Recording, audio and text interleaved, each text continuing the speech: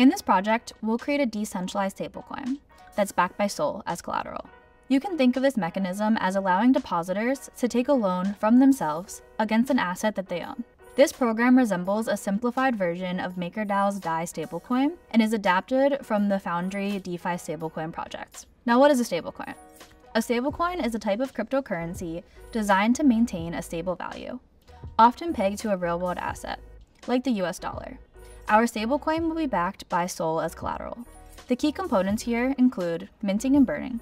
Users can mint stablecoins against their collateral and burn them to reclaim collateral, as long as they maintain above a minimum health factor. Then you have a price oracle. We'll use Pyth as a decentralized oracle network to get real-time SOL USD price feeds. We'll also have a health factor. Using the price feed, users' collateral value, and stablecoins minted, we calculate a health factor for a user's position. If it drops too low, the position may be liquidated. We'll also have liquidation. If a position becomes under-collateralized, which is below the minimum health factor, its SOL collateral can be liquidated by any user that pays the minted stablecoin. Our decentralized stablecoin aims to maintain price stability by requiring an over-collateralized position and providing a bonus to liquidators for repaying under-collateralized positions.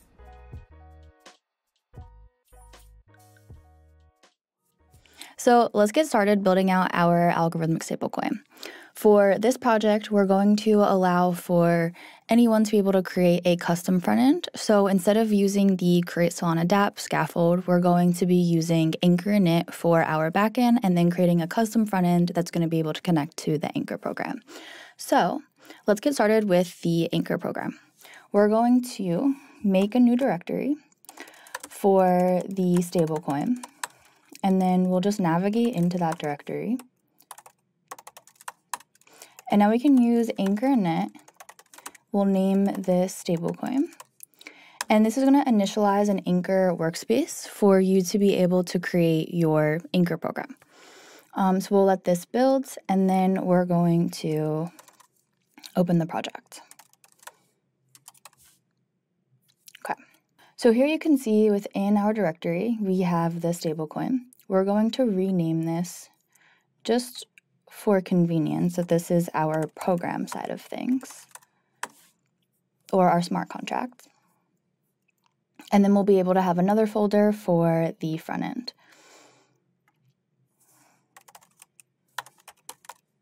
Okay, so in the program,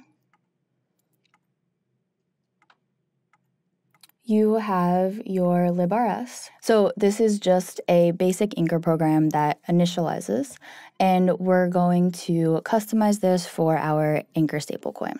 So let's first figure out how we want to design this. An algorithmic stablecoin maintains its value pegged to another asset. The core mechanism is going to involve adjusting the supply of the stablecoin to respond to market conditions. So we're going to have the goal of one stablecoin to be equal to 1 unit of our reserve token, which we're going to be considering our collateral throughout this project. So we'll need 3 things. We'll need the stablecoin, we'll need our collateral, and we'll need oracles to be able to understand the current market condition of our collateral. So we'll be able to deposit collateral and mint stablecoins, or withdraw collateral and burn stablecoins to respond to market conditions. So let's first get organized with our state. With Solana, all smart contracts are stateless, and we're going to store our state within accounts. So for this project, we're going to need 2 states. We're going to have a config of the overall stablecoin, and we're also going to want to keep track of the collateral. So let's write out the account states for both of those. Since this is going to involve a lot of different instructions, we're going to break up our program outside of just the librs and individually write all of the instructions. So inside our source, let's make a new file for state. And we'll do state.rs. And this is where we'll keep track of all the accounts that hold state. So we'll first import Anchor into this file. Now let's define our first account state. For this one, we're going to define the collateral. So let's do derive init space and debug.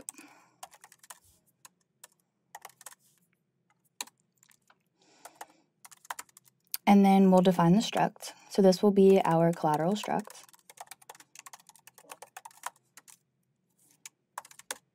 So what do we want in our collateral state? Well, first we want to keep track of who the depositor is. So let's save our depositor address.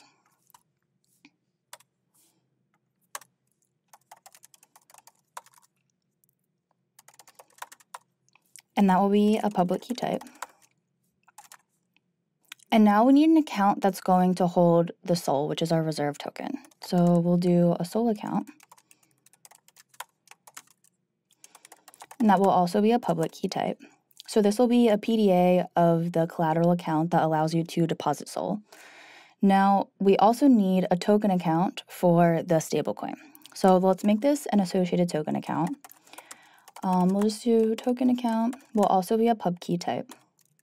So we're going to want to be able to calculate health factor throughout this and allow for accounts to be able to be liquidated based on their current health factor. So to be able to calculate the health factor, we're going to have to keep track of the Lamport balance of each account. So we'll keep track of that here.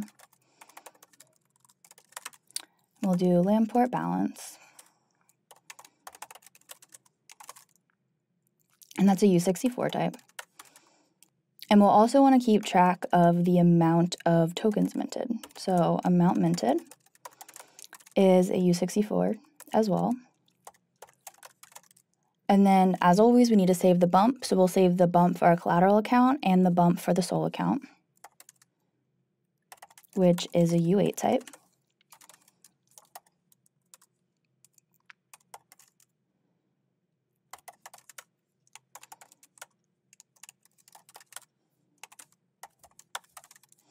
And then we're just going to keep track of if the account has been initialized or not. This is just to prevent overwriting of certain fields. So we'll do is initialized, and that'll just be a Boolean. So that should be our collateral account. If we need to save anything else as we're working through this, we can go back and add it. So now we'll go to the config account. So the next account we want to keep track of is our config account, and that's going to hold all of the global information of the overall stablecoin. So let's do, once again, derive a init space and debug for our account. And we'll do the config struct. Now, first we need to know who the authority is. And this is going to be the overall authority of the entire stablecoin that has certain permissions. So pub authority, which will be a public key because that is the wallet address of the authority. We also want to keep track of the mint address. So this is going to be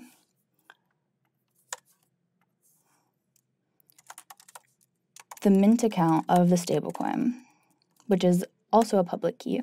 Now, to be able to declare if an account is healthy or not, we're going to have global factors for liquidation. And that's going to be applied to each collateral account to understand if it's healthy or needs to be liquidated. So these factors are going to be first the liquidation threshold. So let's keep track of that. And that just determines how much extra collateral is required. Liquidation threshold, which is a U64 type. And now we'll need the liquidation bonus. So what this is, it's a percent of bonus Lamports that's going to be sent to the liquidator as a bonus for processing the liquidation of an unhealthy account.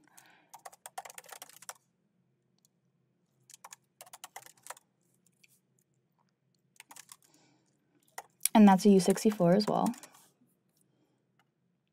And we spelled liquidation wrong, so let's fix that. Okay. And next is a minimum health factor. So if your health factor is below this minimum value, then it's saying that the collateral account can be liquidated. So minimum health factor. And then lastly, we need to save the bump. So we'll save the bump for both the config account and the stablecoin mint account PDA.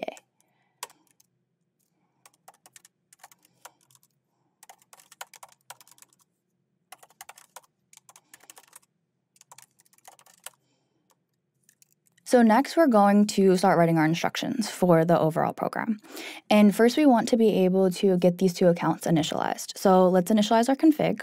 And we'll go to source, and now we're going to make a new folder that's just going to be for instructions, and each instruction is going to live in here. Now in this, we're also going to separate the instructions a little bit more. So let's first just focus on the admin side of the stablecoin. So we'll make another folder for admin. Okay. Now within this folder, let's initialize our config. So we'll make a file for initialize config.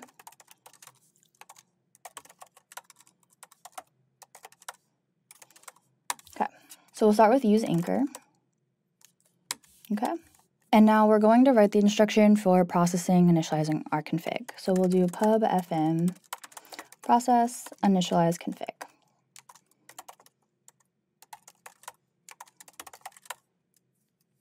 So as always, the first parameter that needs to be passed through is going to be your context.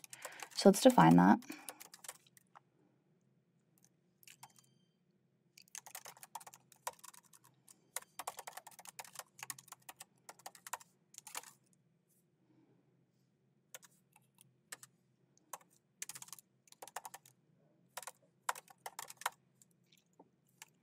And we'll just set up the whole function. Return our OK at the end. And we'll come back for the logic. So let's now define what our initialize config struct is going to look like. So this is always going to be using the derive accounts attribute. And then we'll define our struct.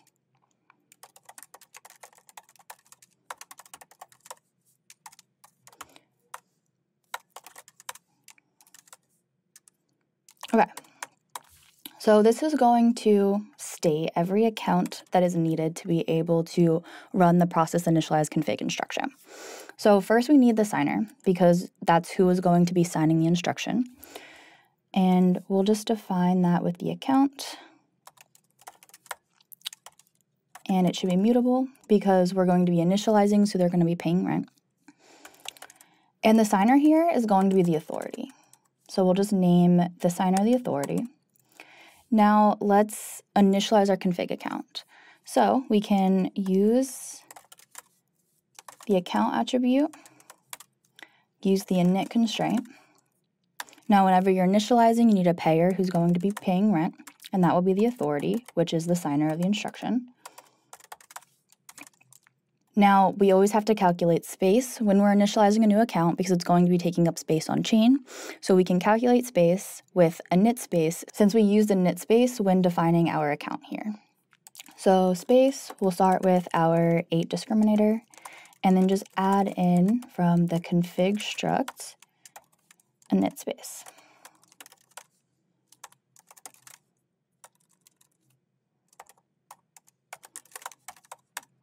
And now we're going to just define the seeds. So we're going to have a lot of PDAs throughout this workspace, and we're going to have to be referencing the PDAs a lot. So you're going to have to memorize all of the seeds for each PDA to be able to derive them. So to make things easy, we're going to make a constant file to just keep track of everything in one space, and you can pull those constants in whenever you need to derive a specific PDA. So let's make a new file in our source folder and name that constants.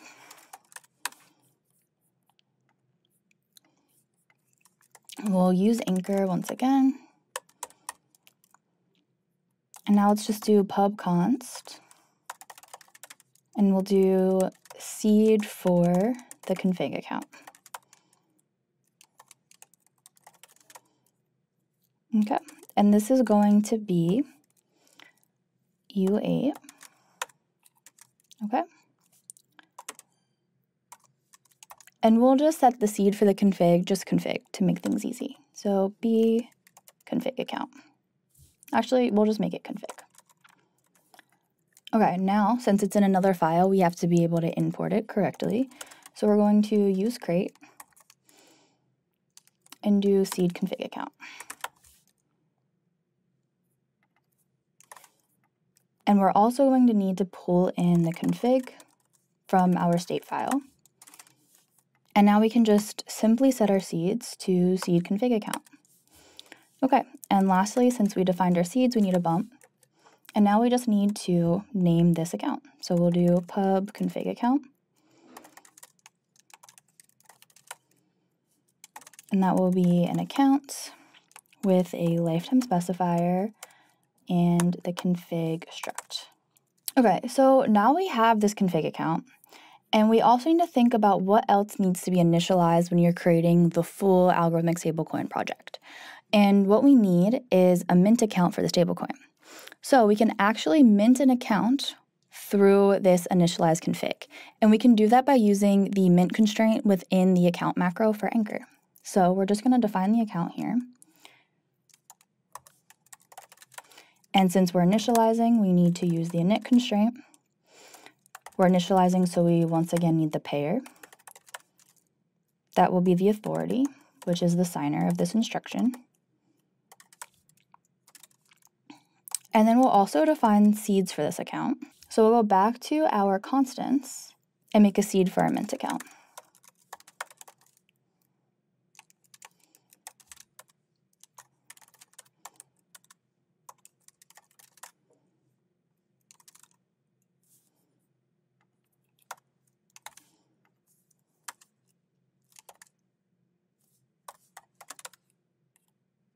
And we'll just name this mint. Okay, so we can just set the seeds the same. And we'll import that with the use crate. Now we want to initialize the mint account. So when we're configuring the new mint account, we want to use the mint constraints to define how it's graded, who pays for it, how it's addressed. So let's just set first the mint decimals. Oh, actually we did the seeds, so we need to define the bump. So let's write that before we forget.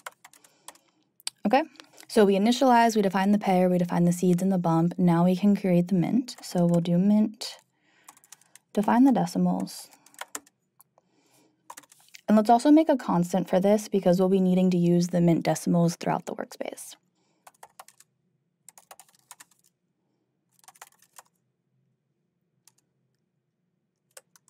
And we'll set that to 9. Go back to the initialize config, and then we're going to import the mint decimals. Okay, and then we'll just set the mint decimals to the constant we just created.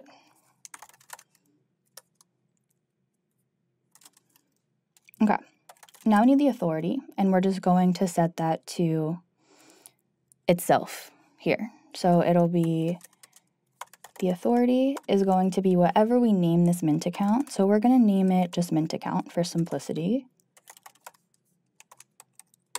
Okay. And now we need the freeze authority, which is also going to be the mint account. And we need the token program, which we'll have to define as an account within the initialize config struct. So token program, token program. Okay. So since we used mint account here, we need to make sure we name the mint account the same. So pub mint account.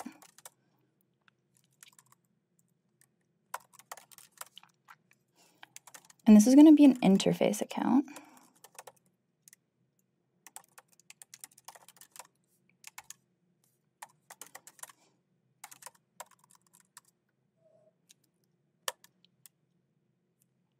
And now because we specified the token program for the mint, we need to pass through the token program account. And lastly, because we are initializing new accounts here, we need to pass through the system program.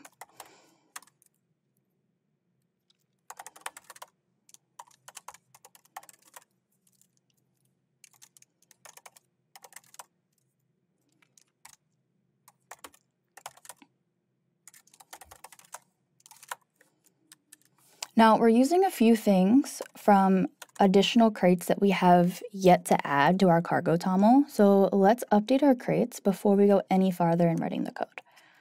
Let's look at what we have so far in our cargo toml, and that's just anchorling. So we're also going to want anchor SPL. So we'll just do cargo ab anchor SPL. Oh, we have to cd in the correct directory. So because the entire Anchor workspace is in this programs file, we're going to cd into program.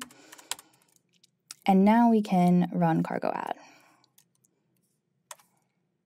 Okay, so our anchor SPL was added. And now because we added an SPL, we have to update the IDL build. So we'll do anchor ling. Sorry, we'll do anchor SPL. And then IDL build. And now, while we're here, there's one more thing that we're going to have to add, and that's going to be our Pyth Solana receiver. And this is for our oracles. So we're going to be needing to use an oracle to understand the current market price of our assets, and we're going to be using Pyth as our oracle for this project. So while we're here, let's just cargo add our Pyth Solana receiver SDK.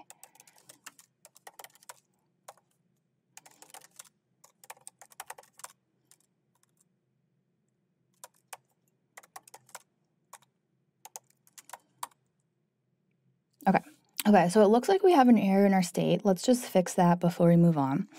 We're just missing a colon, little typo. And as you can see, everything here is a little bit grayed out. That's because it's not in our librs file. When we're using multiple files in our source file, we're going to have to make sure we import everything. We have our mod files correctly written. So let's first start with updating our lib to use the state.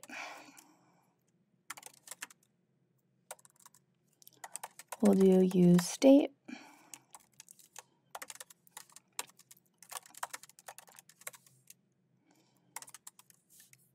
Okay. Now if you go back to the state file, you can see it's no longer grayed out. And we correctly had an import for this into our librs. And we'll do the same for our constants.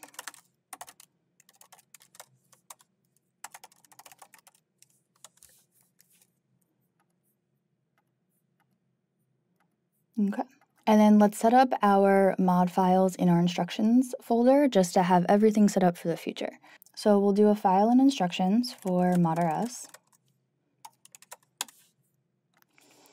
And so far we've created an admin folder. So let's use admin.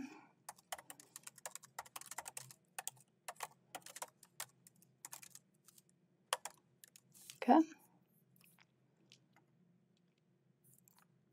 And then we need one more inside our admin folder. So we'll do a modrs here, and we'll do pub use initialize config, which is the file we just created.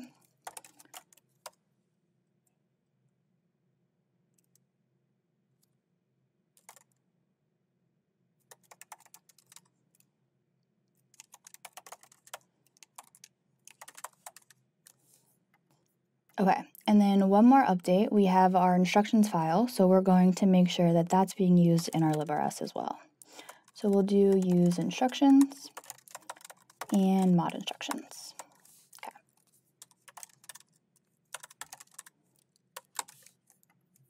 So now that we have all of our mod files set up correctly for this file path, now you can see everything is properly loading into our initialize config file.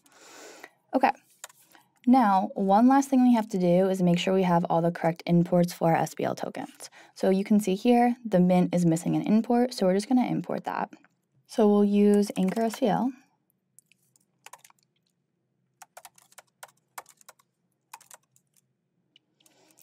And this is from the token interface. And we want the mint. Okay, so let's review everything we have so far, and then we can start writing the logic for our process initialize config instruction. So for our initialize config, we have our signer, which is going to be the authority of the overall stablecoin project. We have our config account, which is going to store all of the state needed for the general config of the stablecoin. We have our mint account, which is being initialized when processing this instruction. And then the mint account is using the token program, and we actually need to specify what token program we're using. So we're going to use token 2022 for this, and let's import that with our mint. Okay, and because we're using token 2022, this is a program. Okay, so we have the token program and we have the system program, and the system program is needed because we're initializing new accounts with this instruction. Okay. All of the account initialization takes place with these constraints that we pass with our account macros in our initialize config struct. So all we really have to do within the logic for process initialize config is save all of the information we want to the state of the config account. So let's do that. We're going to load in our context accounts config account, and we're just dereferencing that.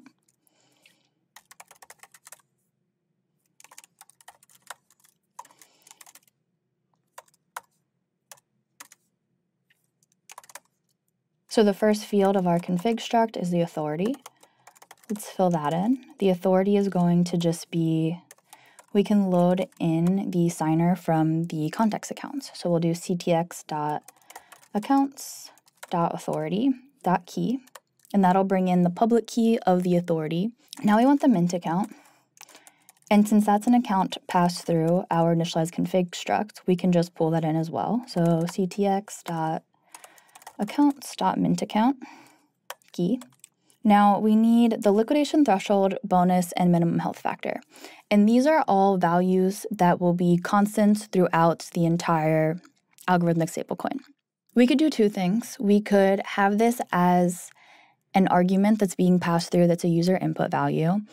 Or for simplicity, we can just save this as constants to our workspace. So let's save this as constants to our workspace. If you want this more configurable for future use, you can set this as arguments to be passed through. So let's do the liquidation threshold. And we're going to make this a constant. So we'll go back to our constants.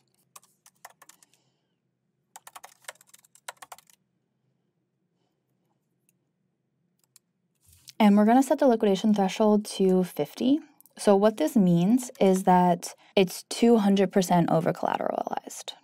Now we're going to set the liquidation bonus. And we'll set that to 10. So what that means is that you have a 10% bonus LAMP ports when liquidating an account. Now we'll set the minimum health factor.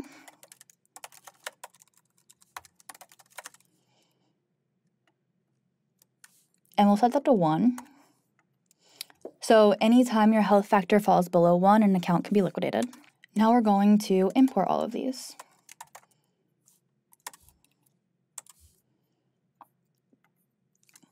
And we have a typo with liquidation. We'll fix that.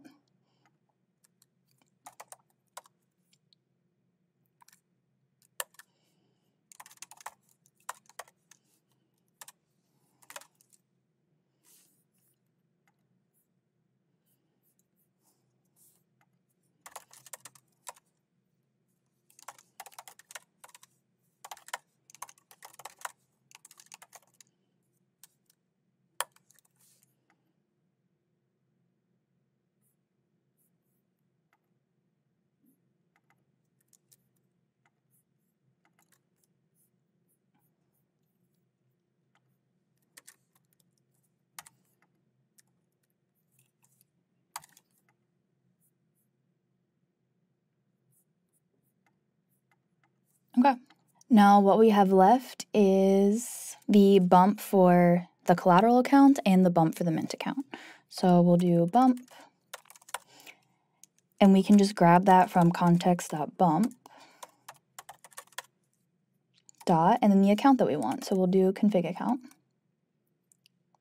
And it's bumps with an S, actually. There we go.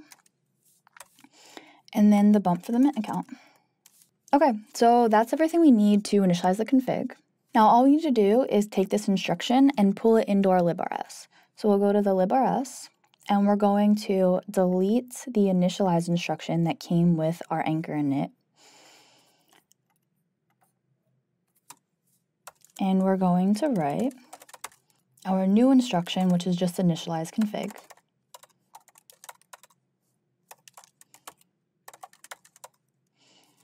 And we're passing through the context.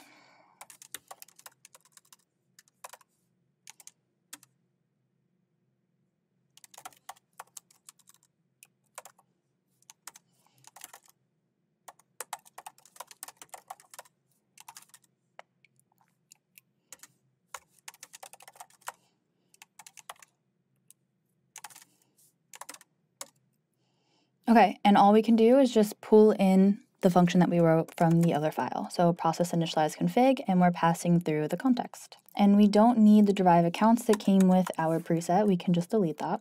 And then we're going to clean up our initialize config file, and it looks like we had a strange import, so we're just going to get rid of that. All right, and now we're good to go. So we're going to finish up all of the admin functions, and one more thing that we're going to want to do is allow an admin to be able to update the config. So let's make a new file for update config.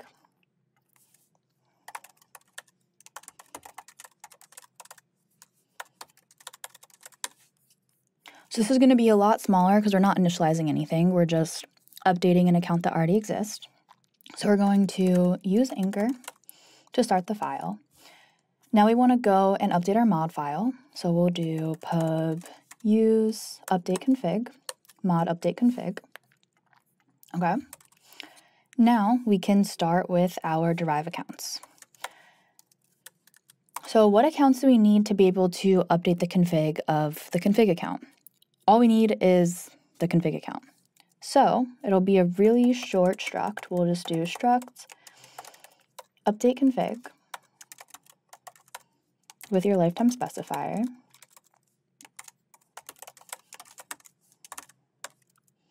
And then we're going to specify the account. So we'll do account. And now we have to make it mutable because we're updating the state of the account. So we have to define this as mutable. And then we need to be able to have the seeds and the bump because it's a PDA. So seeds, and since we save the seeds as a constant, we can just load in the constant and we don't have to remember what the seeds are. So seed from the config account. And then because we're defining the seeds, we need the bump. And since we saved the bump to the account state, we can just pull that in. So config account dot bump. And then we're going to name this account. And that's all we need. So let's make sure we have the right imports. We're going to use crate. And we want both the config and the seed config account. Now let's just write our instruction. So pub fn, we want to process update config.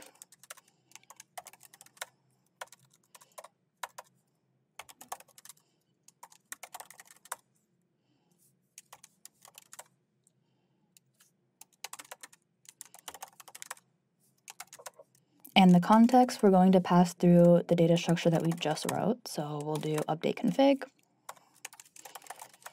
We want to return our results.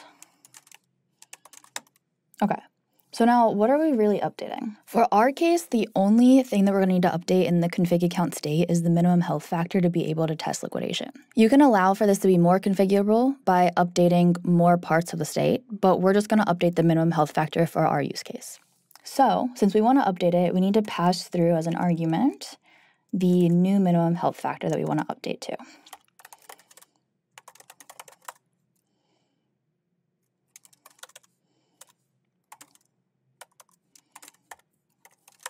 And then we're going to load in our config account from the context. So we'll do let config account equal, and we'll do a mutable reference to the account.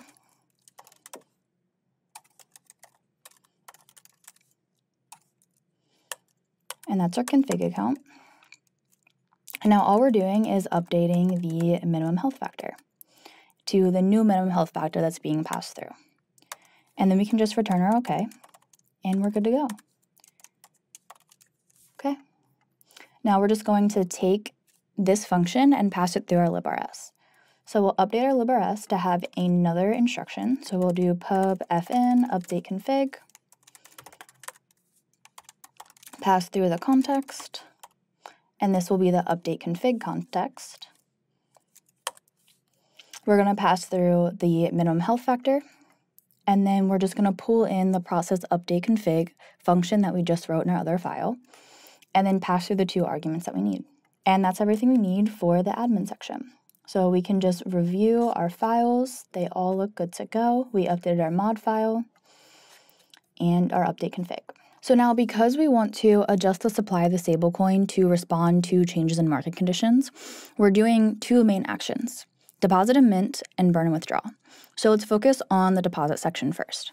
We're going to make a new folder in our instructions for deposit.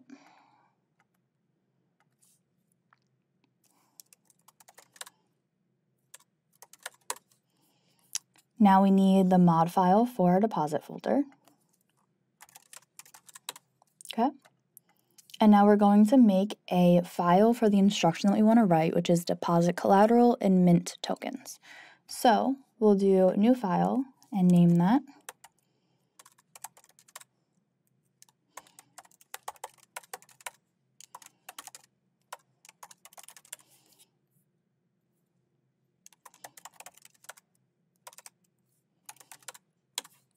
Okay, so now we'll write the instruction for deposit collateral and mint tokens.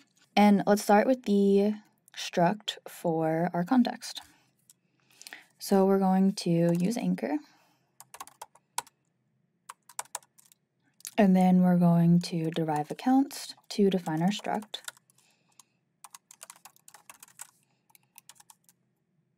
Okay. So we'll just name this deposit collateral and mint tokens.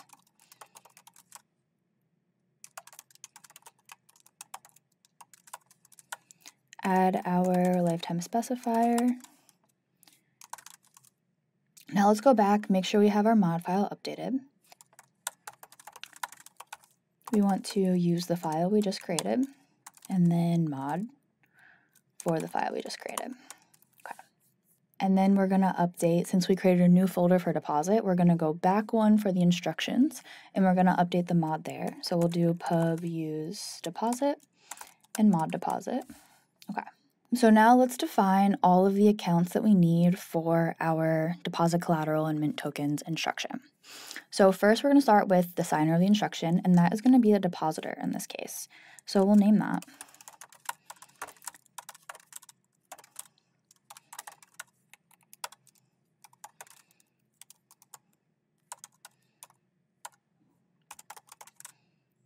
We're going to need the config account to be able to access the global config for the stablecoin, so let's pass that through as well. Now we're going to have to define the seeds here since it's a PDA, and because we saved this as a constant, we can just pull in the constant for the seed config account. We define the seed, so we need a bump, and the bump was saved to the config account, so we can just pull that in. And now we want to do one constraint check, and we want to make sure that this config account has the correct mint account. So we're going to just do a check has one equals mint account, and we'll have to pass through the mint account as an account in the struct as well. Now we'll do pub config account. There we go. And now we want to update all of our imports. So we want the crate for the seed config account constant. We want to import the config as well. So we're just going to add that. And now we're getting an error here under the mint account because we haven't stated that account yet. So let's actually go and write that next.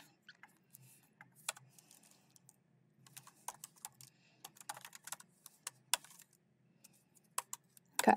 So now we want to be able to keep track of the collateral. So we want to load in the collateral account so we can update the state as needed. So let's add that as the next account.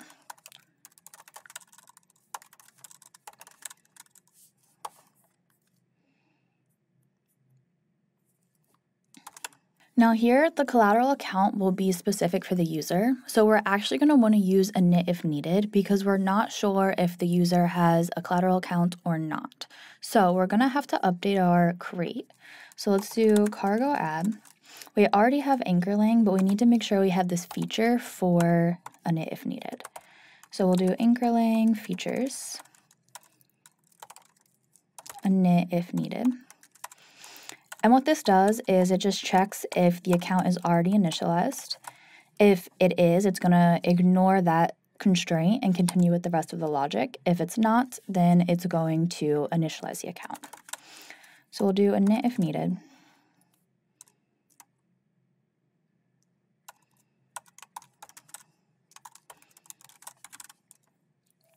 And then because we're potentially initializing, we need a payer, and the payer is going to be the depositor in this case. We need to define the space if we're initializing, so we'll do space is equal to the 8 discriminator plus we're going to load in the collateral struct for the account and then use a init space. Okay, now we just need to define the seeds. And in this case, we're going to use the seeds for the collateral account.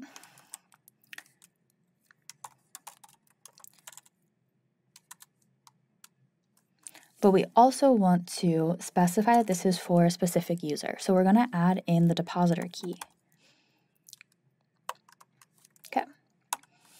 Now we need the bump since it's a seed. And then we're just going to define the account. So collateral account. Okay, now let's update our imports. We'll import the mint, and that's going to come from token interface. So we'll do anchor SPL token interface mint. And now we also want the seed collateral account imported, which we haven't defined yet. So let's go back to our constants and define our seed collateral account. And we'll just make that collateral. Okay, now it can be imported.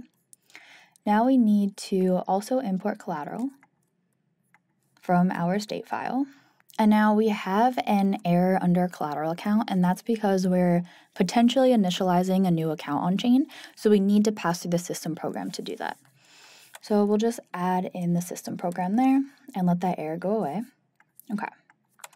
So now let's think, what are we doing here? We're depositing collateral and we're minting tokens. So we need accounts that are going to be holding those tokens. So for our deposit collateral, we need a SOL account that's going to have tokens to be able to send. We're also going to need a token account to be able to hold the stablecoin tokens. So let's add both of those accounts. We'll do account. It's going to have to be mutable because we're going to be transferring tokens. So we need to be able to change the state. And then we'll need to define the seeds for this. So we'll do seeds for a SOL account.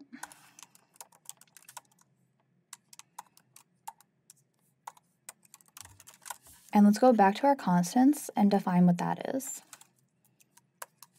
Okay, and we'll just name that SOL.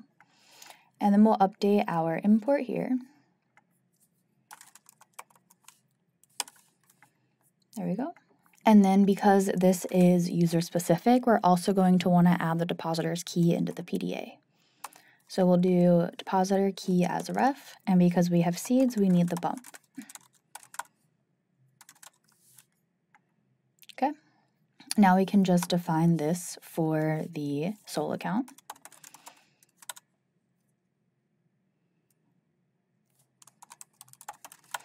And since this is just holding LAN ports, it's going to be a system account.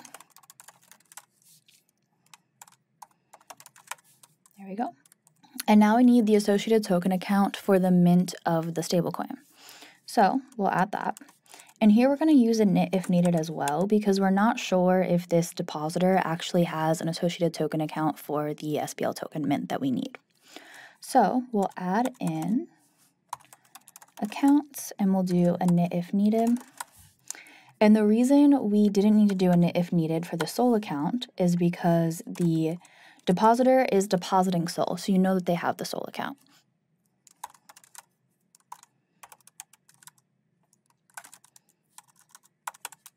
And then because we're potentially initializing, we need a payer, and that payer is going to be the depositor. And then this is an associated token account, so we're going to use the associated token constraint for this account.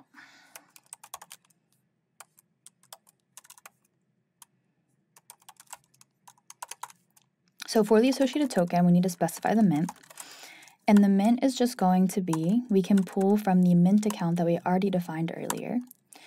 And then we'll do the authority, and the authority is going to be the depositor. And then we also need the token program. So associated token, token program. And then we'll just pass through the token program as an account as well. Okay, so now let's define this account, and this is just a token account. And since we're using interface tokens here, this will be an interface account.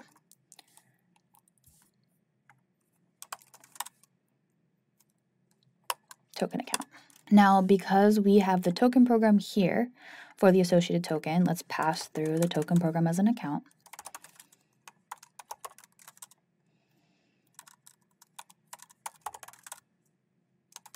Okay, so we'll do program, and then to stay consistent, we're going to be using token 2022 throughout this workspace. So token 2022, okay. And then because this is an associated token account, we also need to pass through the associated token program. So pub associated token program.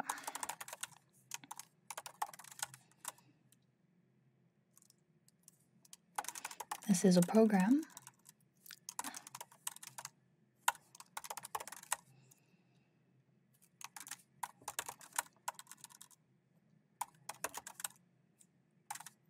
And then associated token. Okay, and then we'll update our imports. So this is coming from the token interface.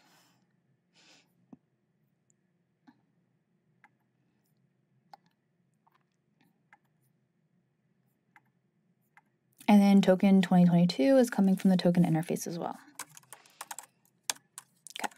Okay, so let's review what we have so far. So we have the signer, which is the depositor. We have the config account, which is holding all of the global config information for the algorithmic stablecoin. We have the mint account, which is the mint of the stablecoin. We have the collateral account, which is holding all of the collateral information for this specific depositor.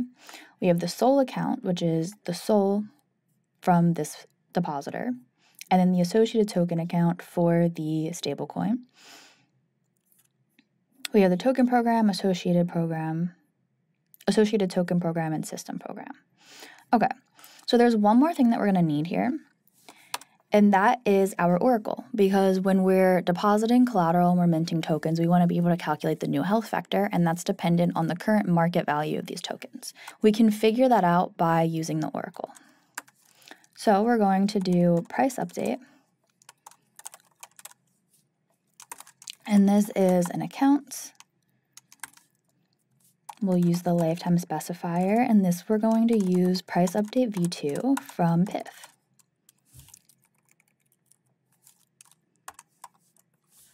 Okay, and then we'll want to import that from the Pith Solana receiver SDK.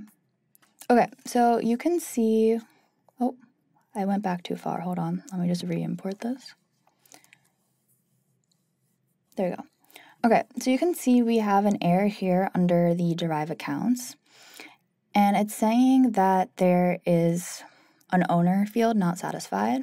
And that's actually because when we wrote the mint, we're using the wrong account. So we're using token interface for the rest of our tokens throughout this struct. And here we're just using an account. So we want to update this to interface account. Okay. And now the error goes away. And then there's one more update we're going to want to make to the struct. We're going to use a box around the config account. And what this does, it's just a smart pointer used for heap allocation. So it'll just help manage this data structure. So now everything's good to go for all of the accounts that we need to sign the instruction to deposit collateral and mint tokens. Now let's start writing the logic out. We'll go down here and write pub fn process deposit collateral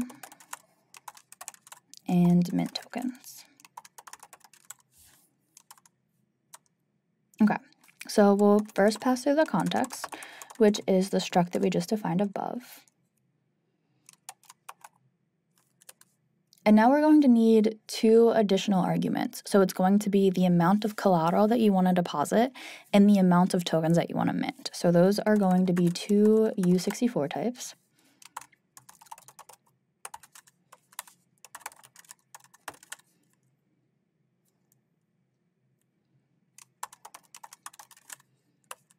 Okay, and then we'll just get our result.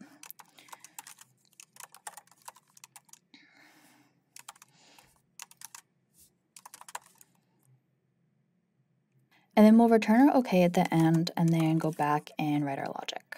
Okay. Okay, so now let's first pull in the collateral account so we can update the account state based on the amount of collateral that we're depositing and the amount of tokens that we're minting. So we'll first do let collateral account equal, we'll have a mutable reference and we'll pull in the collateral account.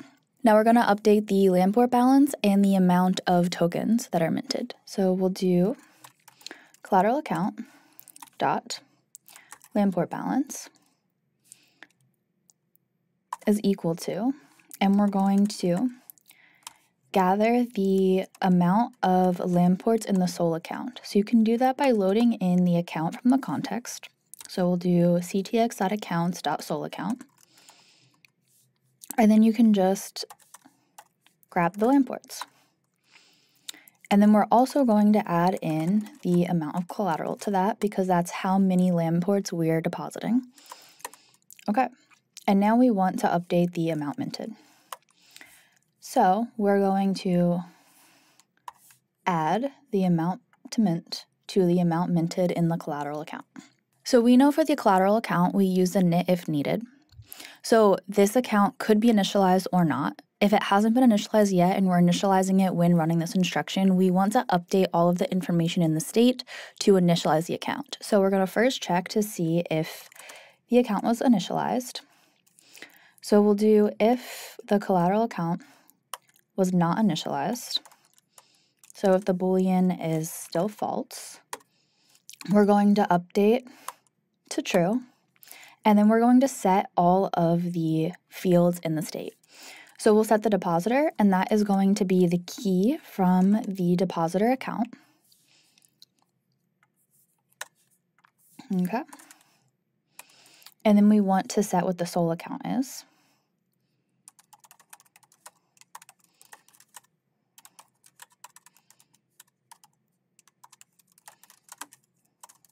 And that will just be the key of the SOL account. Okay. We also want to set the token account, and that'll just be the key of the token account. And then we want to set the bump of the collateral account and the bump of the SOL account.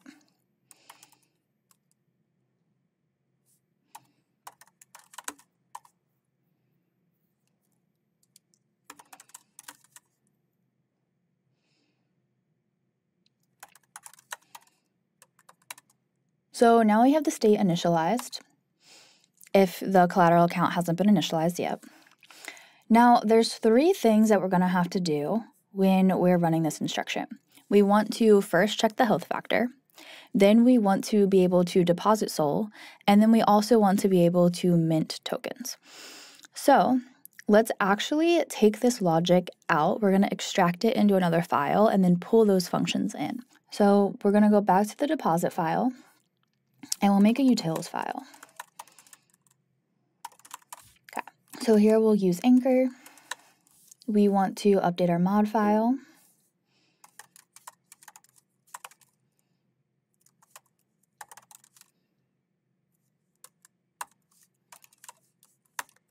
Okay.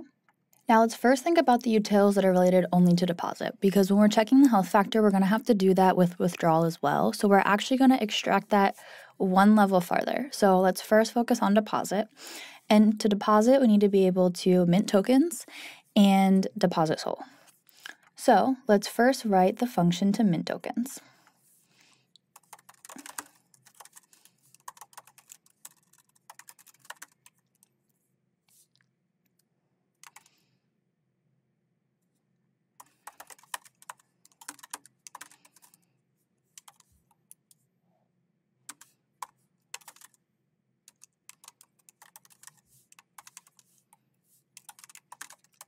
Okay, so how do we mint? We're going to use mint2 from Anchor SPL.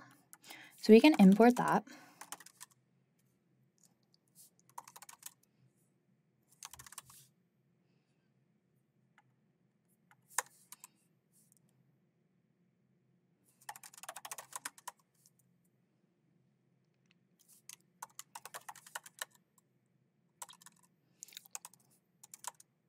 So from Anchor SPL, we're going to use token 2022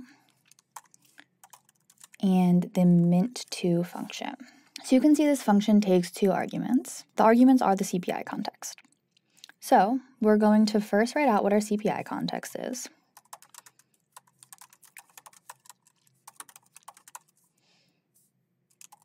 And now when we mint tokens, it's coming from the mint account. So if you remember when we created our mint account, it has a PDA. So we're actually going to have to use our signer seeds here to be able to sign the CPI. So we can do that with new with signer, and we're going to have to define what those signer seeds are. So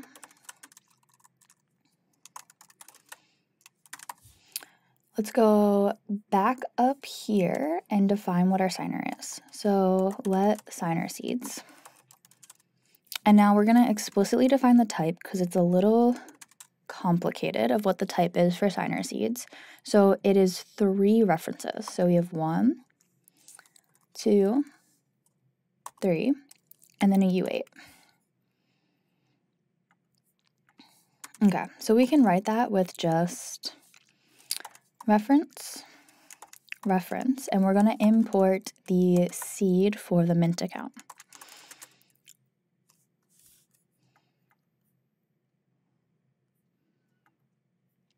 So we'll import the crate, okay?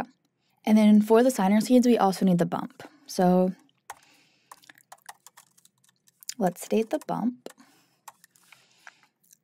And we'll just pass the bump through as a parameter since we have the bump in our deposit collateral and mint tokens function. So we can just pass that through this function as an argument. So we'll do bump, which is a U8 type. Okay. Oh, put that in the wrong spot. We'll fix the formatting. Okay. So bump is a U8 type. Okay. So those are our signer seeds. So now we need, for the CPI context, this takes in 3 arguments. So first we're going to need the program. We can define that. So we'll do the token program to account info. Since we have the token program in our instruction, we can pass that through as an argument. So this will just be token program.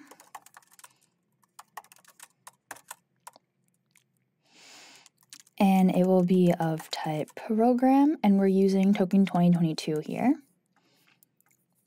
Okay. So we want to import token 2022. So there's our program. Now we need the accounts. So we're actually going to use the mint2 struct. Okay. So mint2, we need to pass through the mint, the 2, and the authority. So the mint is going to be the mint account, and we have the mint account in our instruction, so we can just pass that through as an argument as well. So we'll add that here, mint account. Now this is an interface account. We'll do the lifetime specifier and then the mint type. And we're going to have to update our import to have mint. So we'll import mint. And the mint is coming from token interface, so right here. So now we can just define our mint as the mint account that's being passed through. So we'll do mint account to account info. We'll need our 2 fields. So we're minting tokens from the mint account to the token account for the user. So this is their associated token account. So we can also pass that through since we have that in the instruction. So we'll do token account, and this is an interface account, token account. We need to update our import with token account, and that is coming from token interface. So for 2, that will just be our token account to account info. And then lastly, we need our authority. So when we created the mint account from our initialize config instruction, we specified that the mint account authority is itself. So here we're just going to put the authority as the mint account. Okay, great. And then lastly, we need to just pass our signer seeds through.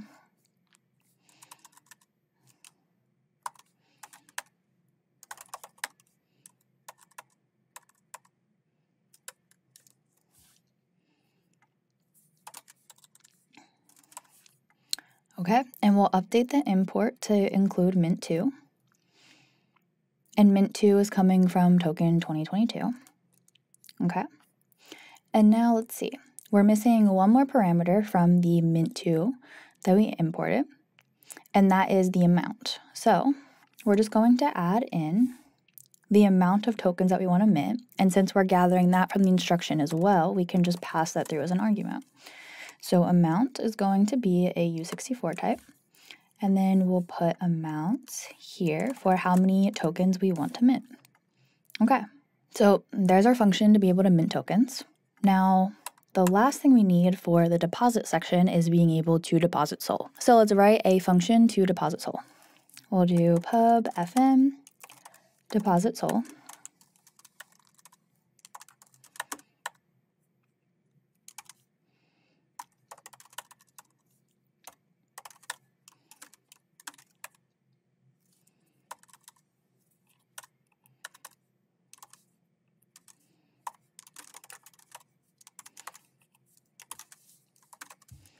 Okay, so when we deposit SOL, we're not minting and burning tokens, we're just making a transfer from a SOL account into another account. So this is actually just going to be a CPI for a transfer. So we can import transfer. And that is going to be with the CPI context. And here, it's not a PDA, so we don't need to do new assigner, we can just do new. We'll define the program, and since we're just transferring LAN ports, it's going to be the system program. And we have the system program because we're passing it through as an account in our context for our instruction, so we can just add that as an argument here. Your system program, it's going to be a program system, okay? So the program here is just system program to account info. And now we need the transfer. So here we just need the transfer, and the transfer is from and to. So from is going to be the account that we'll pass through. So from will be the signer because we're depositing from the signer into an account. And then we'll have to is going to be a system account because it is the account holding SOL. Okay. So from, we'll just do from to account info, and then to, we'll do the same. And then we need to update our import to include transfer. And this transfer is going to be coming from the system program. So anchorling system program transfer. And we also want to update this import for transfer. And this will also come from the system program. Okay, and we're just going to clean up these imports because VS Code did it a little funny. So let's get rid of this. There we go. And then lastly, for the transfer, just like for mint2, we need to specify how much. So in this case, it will be LAN ports. So we'll just do amount, and we're going to pass through the amount as an argument for this function. So amount will also be a U64 type, and there's our function to deposit SOL. Okay, so let's pull those two functions back into our deposit collateral and mint tokens instruction. So we can just very easily import deposit SOL. So we'll update our crate to use deposit SOL. Okay.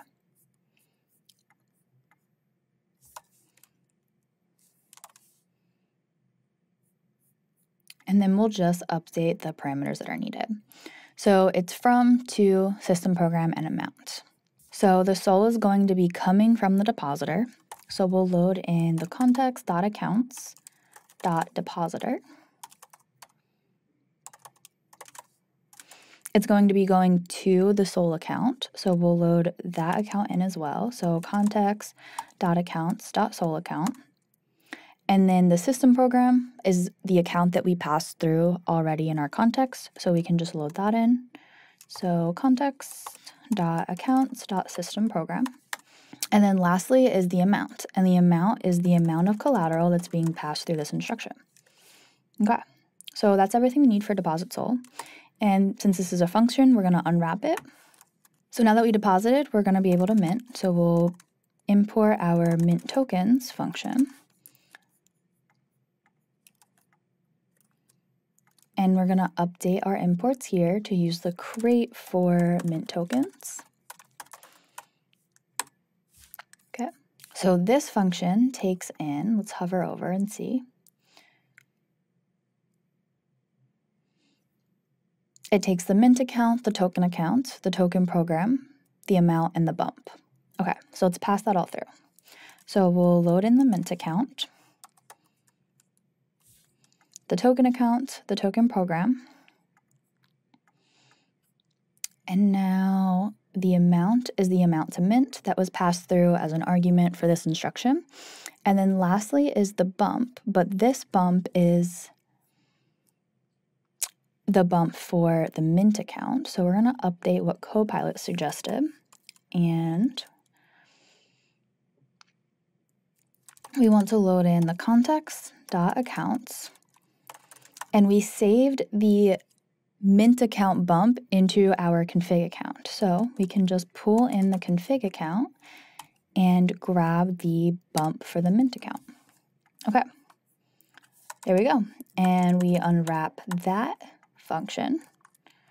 Now, the only thing we have left to do for this instruction is checking the health factor before we actually deposit and mint tokens. So we're going to back up a little bit and create a util for all of the instructions that allow checking the health factor. So in our instructions folder, we'll make a new file for utils. We're going to update our mod.rs.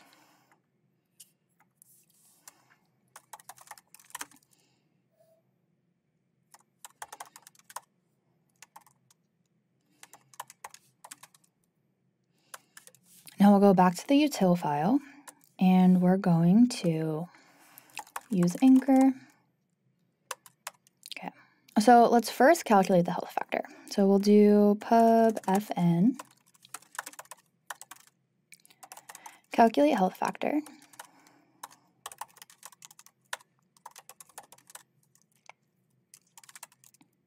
And for this, to be able to calculate the health factor, we need the collateral to understand how much SOL is deposited, how many tokens have been minted. We also need the config account to be able to get the global config information, which includes things like the liquidation threshold and the minimum health factor. And we also need the price feed from our Pyth oracle to be able to get real-time price data for each asset. So first, let's pass through collateral. And this will be an account for collateral. Now we'll pass through the config account, which is also an account for config. And then we're going to pass through the price feed. This is also an account, and this is coming from the Pyth price feed update. So price update, we're using v2 in this project. Okay. And then our result here is going to be a U64 type because we want the value of the health factor to be returned. Now we need to update our imports. So we need collateral. We need the config. And then we also need the price update v2, and this is coming from the Pyth Solana receiver SDK. So now we're going to make the calculations for the health factor. And essentially, at a high level, the health factor is just going to be your collateral adjusted for the liquidation threshold divided by the amount minted. But we're going to have to do a little bit of conversions before doing that. So first, we want to get our collateral value in USD. So to do that, we're going to want to understand the SOL price in USD, and to get that, we're going to need the Pyth oracle. So let's first define this variable. So collateral value in USD. Okay, just for simplicity, we're going to make this a separate function so it's more readable. So we're going to do get USD value and write this underneath. So all you need to be able to get your USD value is the Lamport balance of the collateral account, which is how much SOL you have, and you need the price feed for SOL from the Pyth oracle. So we'll use that as the two arguments for this function. So it'll be from the collateral account. We need the Lamport balance. And then we also need the price feed. And now we're going to unwrap that. So let's go down here underneath this function and write another one to get the USD value.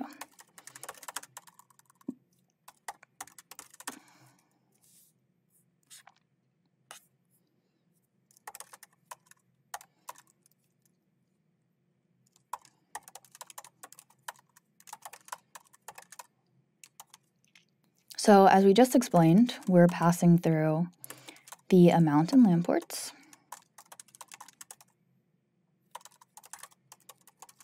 which is a U64 value, and we're passing through the price feed, which is an account of the price update v2. Okay, we're going to delete what Copilot just suggested. So we're returning a result of a U64 because this is a collateral value, so it'll be a U64 type. First, we need the feed ID. So let's feed ID equal, and you can use this function that comes from Pyth. So to get the feed ID, we're going to have to import a hex value, and then we can use a function from Pyth to get the feed ID from the hex that we import. So let's first import this function from Pyth. It's just get feed ID from hex. Okay, now we'll want to update the import here. So this is coming from the Solana Pyth receiver price update. And we'll just add in this function. So it's get feed ID from hex. There we go. Now we'll need to update the parameters here. So this function takes one argument, and that is going to be the feed ID. So let's go to our constants and figure out what this ID is for our Pyth price oracle. So we'll go back to constants. We're going to add in the feed ID. And this is just a stir type. So feed ID stir is equal to, okay, now let's get this ID. So you can go on the Pyth website and we can go here. So price feed IDs are all listed on the Pyth website. We're going to click on the drop-down menu and find Solana stable. And now we want the price feed ID for SOL. So you can see here for SOL USD, this is the price feed. So let's copy this over and we're going to save that into our constants. Okay, we'll go back to our editor and paste that in. Okay, and there's our feed ID. So we'll go back to utils and we can import the feed ID here. And then we'll unwrap that. And now we can take this feed ID and calculate the price. So we can use another function from Pyth. So we'll do let price is equal to, and we'll do the price feed.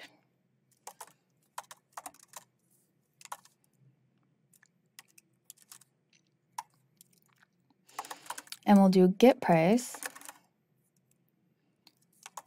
And we want to do no older than. And this is just making sure that you're not getting a stale price. So no older than. Okay. And we can do clock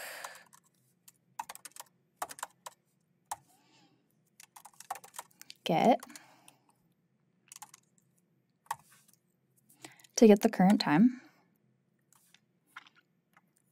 And now we need a maximum age. So let's set this as a constant as well.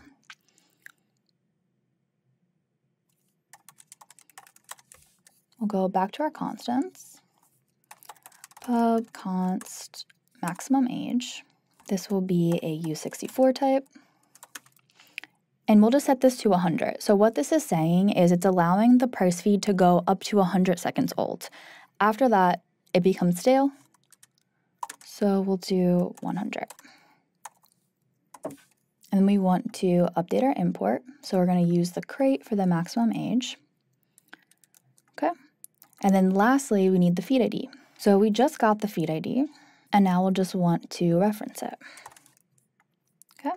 And then we'll unwrap this. And there's our price. So now we'll implement a little bit of error handling. We're going to want to make sure that the price is a positive value before we start running calculations with the price. So we're going to use require, and we'll take the price. And now the price is a price type. So let's actually take a look at what the price type is.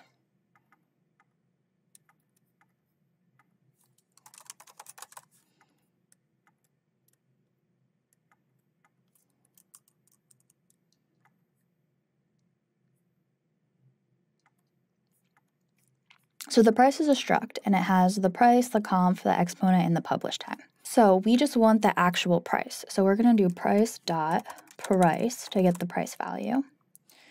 And we want to make sure that this is above 0. Okay. And if it's not, we're going to return a custom error. And that will be invalid price. Now, this is the first error we've written so far in our workspace, so we're going to actually create a file for all of the errors that we're going to be writing. So let's go back to our source folder, and we're going to make a new file for error.rs. Okay. Now we're going to use anchor, and then we're going to use the error codes, and we'll make an enum of custom errors. Pub enum custom error. Okay. And now we're going to take the error that we just wrote, which is invalid price, and set that in our custom error code enum. And then we just want to define the message. Okay. And now, as you can see, this is grayed out, so we need to update our mod.rs to be able to recognize this error file. So we'll go to lib pub. We'll just use error mod error. And now we want to use the crate for the custom error. So let's import that. Okay, good to go. Okay, so to be able to get the price in USD, we have to take into consideration that we're using Lamport here. So we want to use a Lamport adjustment.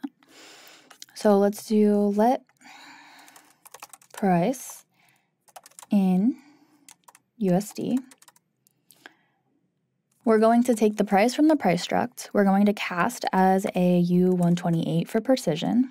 And now we want to multiply by the decimal adjustment. So let's go back to our constants, and we're going to define what this adjustment is.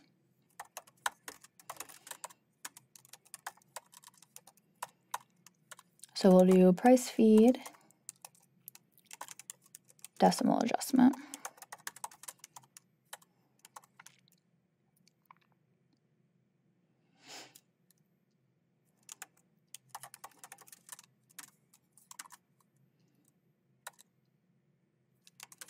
So this is a U128 type.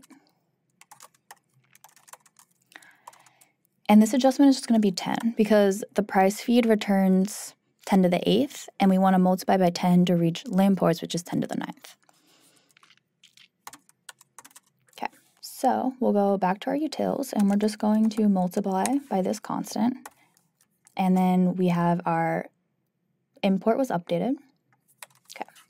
Okay, so now we have the price in USD, and we want to be able to calculate the amount in USD. So this is just converting from our Lamports to our SOL value. So we'll do let amount in USD.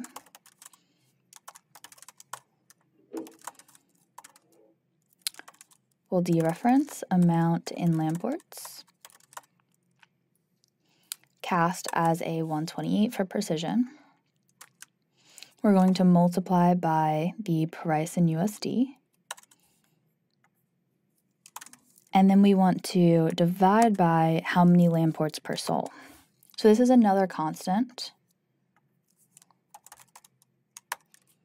Okay, and that'll be cast as a U128 as well.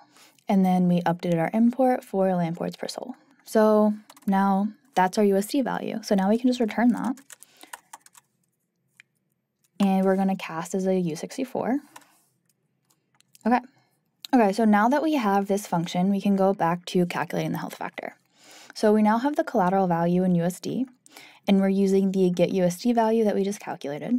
Now we want to adjust the collateral value for the liquidation threshold. So all we're doing is multiplying by the liquidation threshold, and this just requires over-collateralization.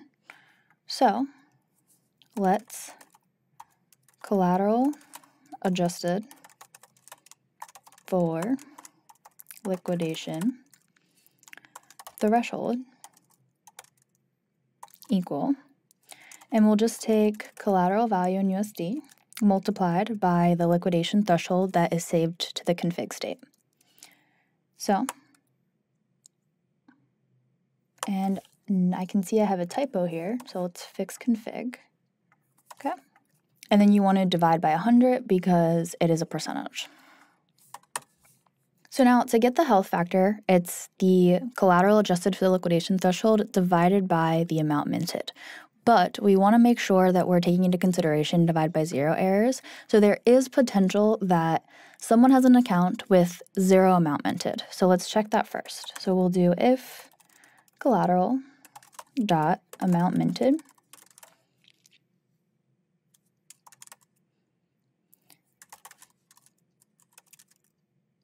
is 0, we're going to return, and we'll just print the message of health factor max.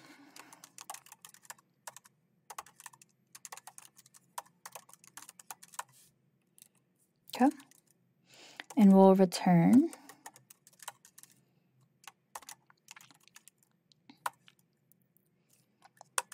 the max value. Okay. Now, if it's not a 0, we're going to calculate the health factor by dividing. So we'll do let health factor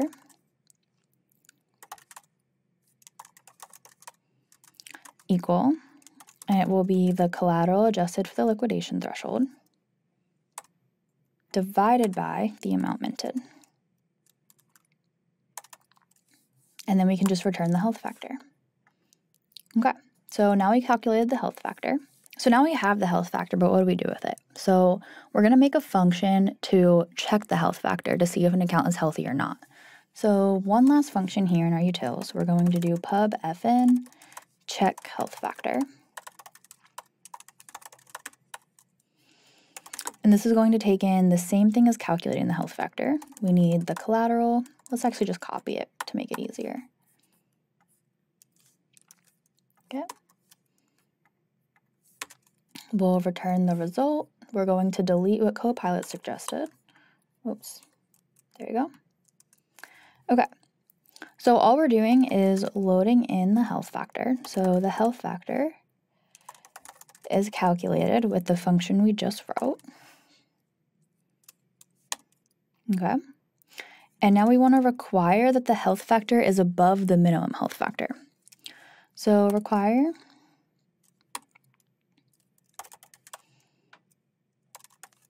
health factor is greater than or equal to config dot minimum health factor.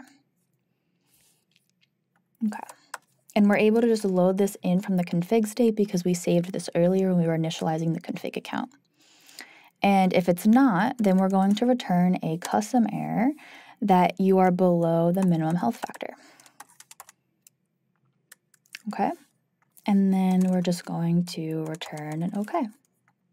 And now we have to update our custom error enum to include this new error that we just wrote.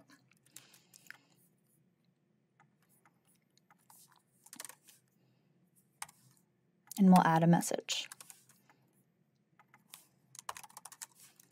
And we spelled calculate wrong here, so let's just fix that. Lots of typos.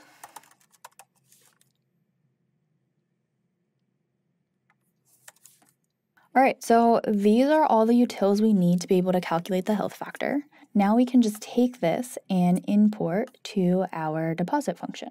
Okay, so we want to be able to calculate the health factor before we actually execute the deposit and minting tokens. So we'll add this function here, and we'll do check health factor.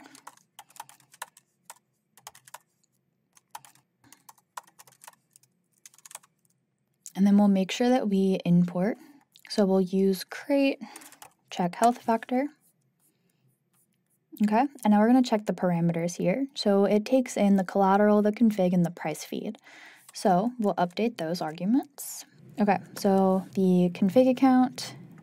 Okay, Copilot did this a little backwards. So let's fix that. It's first the collateral account.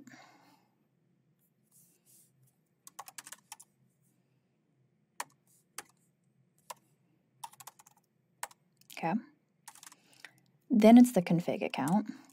And then it's the price update. And then we'll just unwrap that. And that is everything we need for depositing collateral and minting tokens. So now we can take this instruction and pull that into our librs. We'll go back to the librs and we'll make a function for deposit collateral and mint tokens.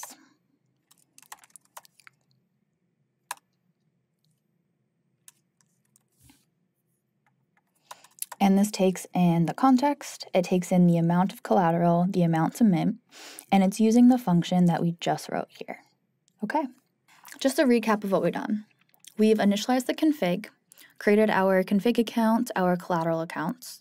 We've added the instruction to be able to update the config. We've created an instruction to deposit collateral and mint tokens. So now what do we have left? We need to be able to withdraw collateral and burn tokens. So do the reverse of what we just did. So let's make another folder for withdrawal.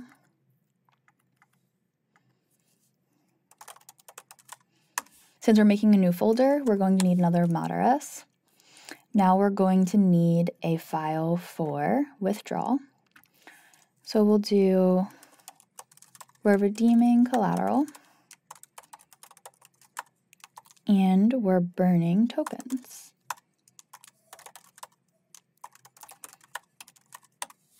All right, so we're going to use anchor. Now let's first define the struct for our context. So here it's going to be very similar to our previous struct because we'll need almost the same accounts. So let's do derive accounts. We'll name our struct redeem collateral and burn tokens.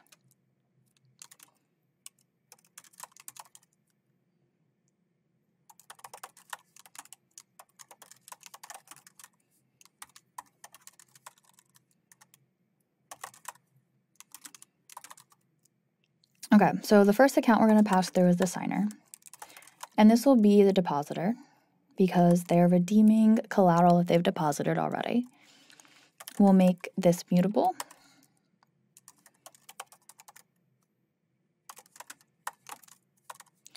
So this will be a signer. Okay. Now, just like for deposit, we need to be able to calculate the current price of these assets. So we're going to pass through our price update.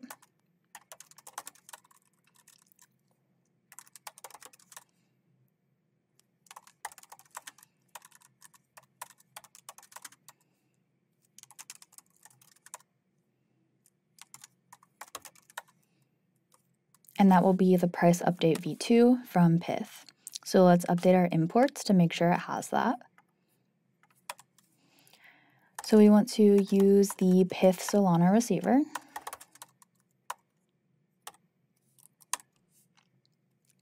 And then price update v2.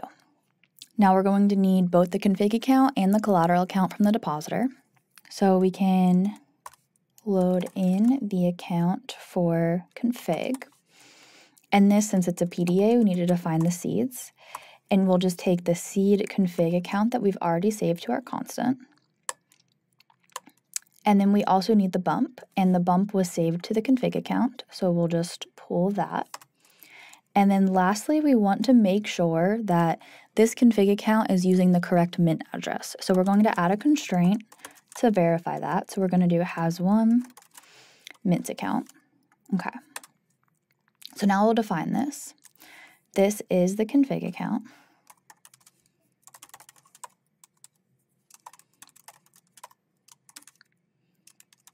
This is an account type.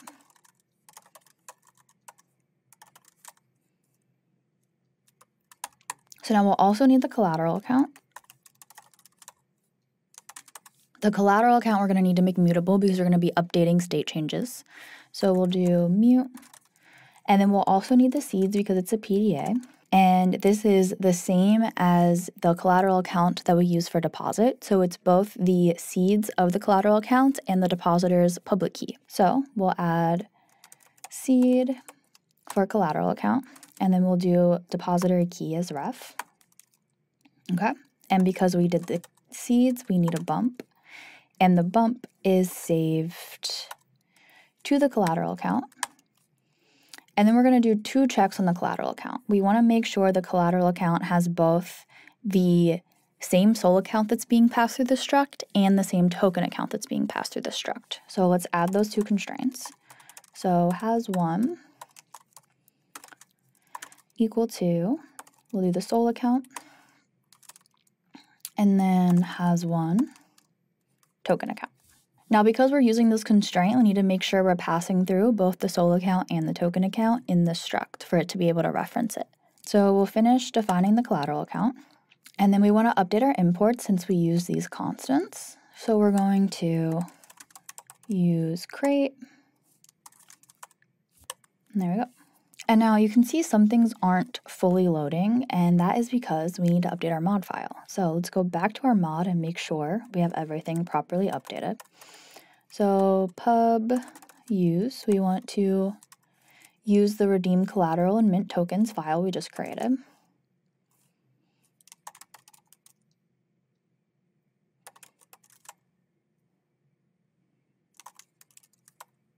Sorry, we're burning tokens, not minting. And burn tokens, and then mod. Okay. And then we also want to update, we're going to go back 1 file, and we want to update our mod file in the instructions to use the withdrawal folder that we just created. Okay. So now everything's updating and returning proper errors that we want to see as we're typing this code out. Okay. And you can see these errors, because this constraint needs to have all of these accounts pass through to be able to do the check, it's notifying you that we haven't passed these accounts through the struct yet. So we're going to do that before we finish. Okay, so we have the collateral account. So next, let's do the SOL account. And the SOL account, because it's Lamports, it's actually a system account. Okay. And now we need the mint account.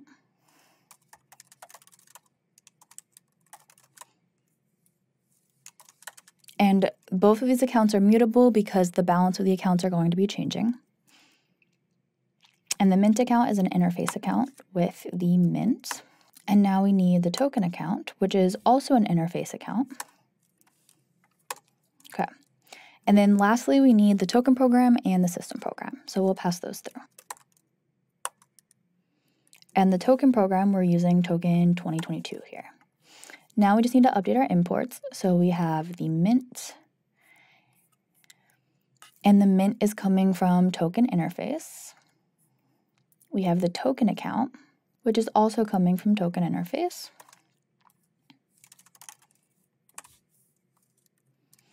And token 2022. Okay.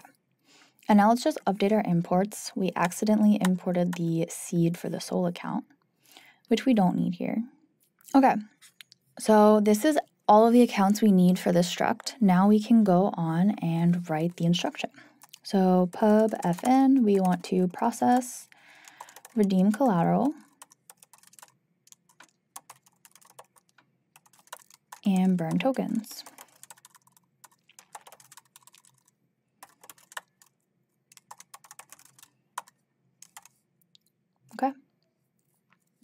as always with an anchor instruction, we want to pass through the context first.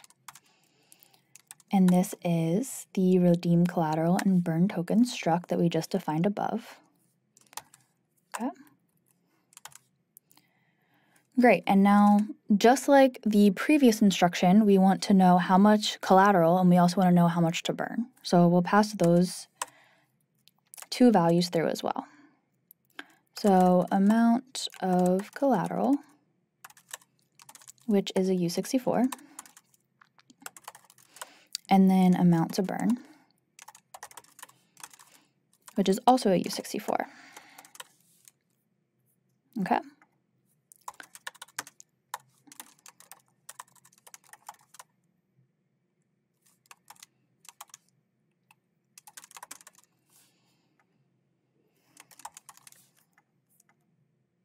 All right, now let's start writing the logic out. So first thing we want to do is update the state in our collateral account reflecting the tokens that we want to burn and the tokens we want to redeem. So we'll load in our collateral account,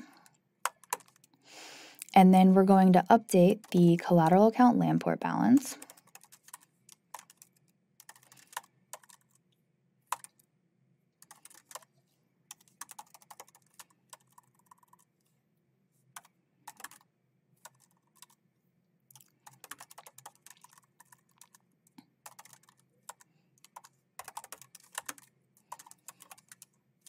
So we'll grab the land ports from the Sol account. So context.accounts.Sol account.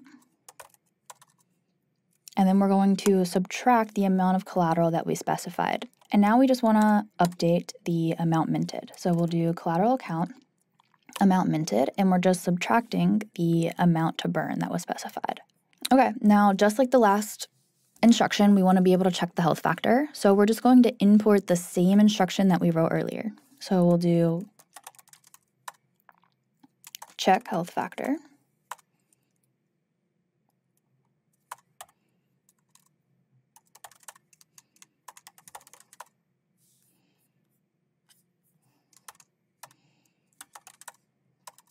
Let's import the health factor so we can see all of the arguments that are required. We're going to update from our crate. We want to check health factor. Okay. Now that that's updated, we can hover over this. So the first account is collateral, then config, then price feed. So and ctx.accounts.collateral account. Okay. And then we want the config account, and then we want the price update for the price feed. And then we'll just unwrap this.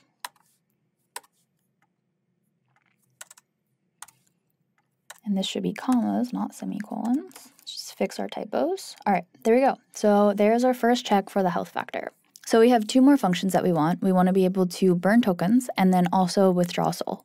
So we're going to write those functions in another utils file just like we did for deposit. So we'll go back to our withdraw, and we're going to make a new file, and this will be utils. We're going to update our mod file to reflect that. So we want pub use utils and then mod utils. Okay. Now we'll go back to our utils. We're going to use anchor. Okay. Now let's write the function for withdrawing SOL. So pub fn withdraw SOL.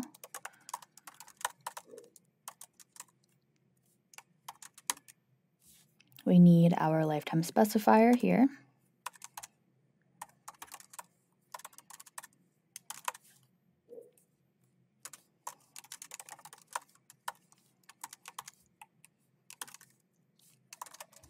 So now we're withdrawing SOL from the SOL account to the depositor.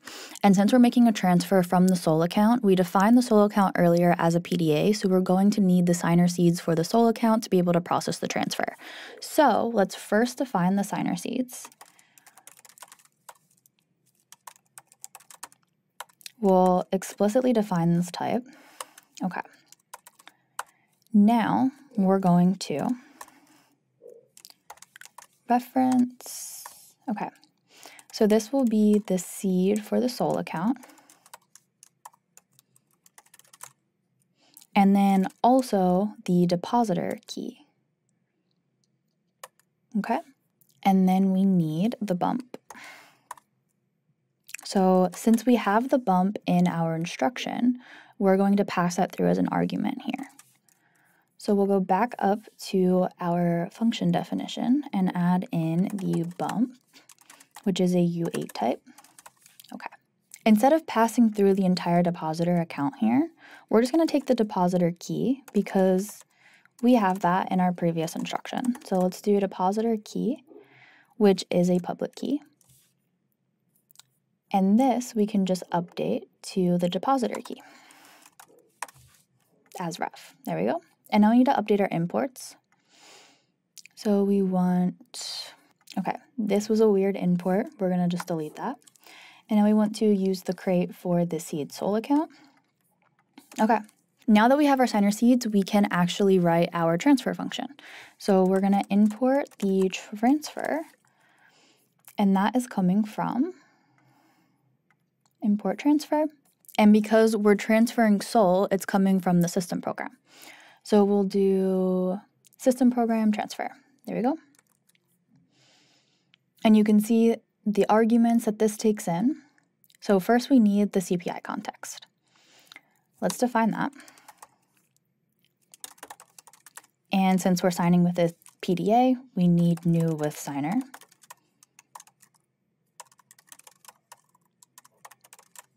Okay. So the program is going to be the system program because we're transferring sol, or Lampports actually.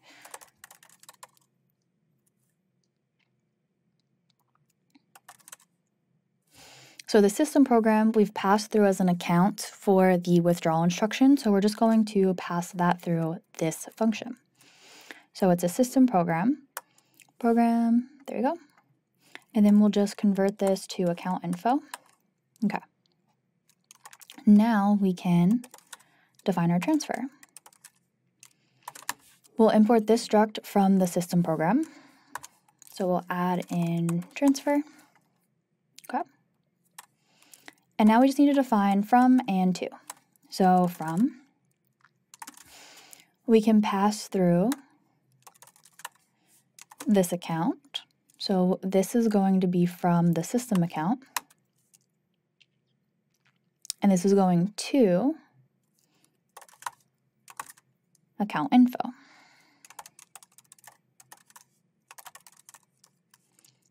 Because our transfer is coming from the sol account and going into the depositor's account.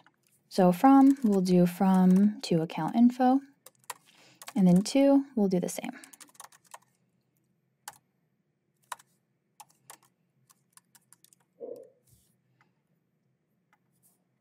There we go. Now, since we are using the CPI context with signer, we need to specify the signer seeds. So that will come right after defining the transfer. And then lastly, we need the amount of Lampports that we're going to transfer. So we'll pass through the amounts into this function. And that is a U64 type. Okay. And there's our withdrawal function. So we did withdrawal. Now we need to be able to burn. So the next function is going to be burning tokens. So pub fn burn tokens.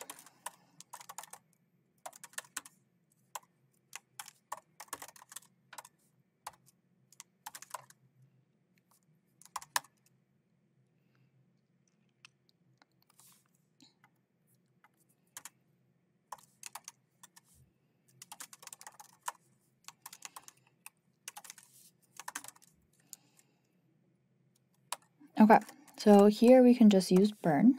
And because we're burning the stablecoin token, which is a token 2022 token, we're going to import this from token 2022. So import Inker SPL token 2022 burn. And now since the mint account is its own authority and we're not signing with PDAs here, we don't need to define the signer seeds. So we can just use the CPI context new.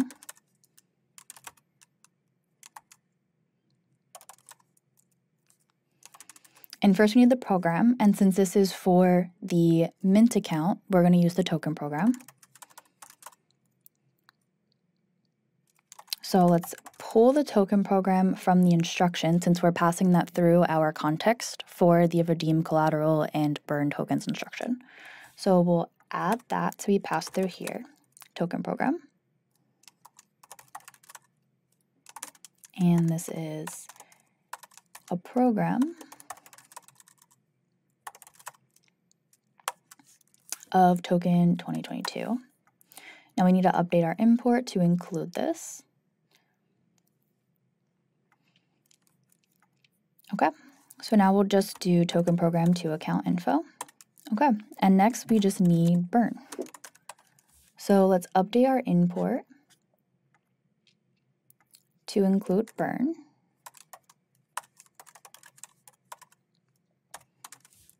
And actually, let's fix this import because our token 2022 should come from the token interface. There we go.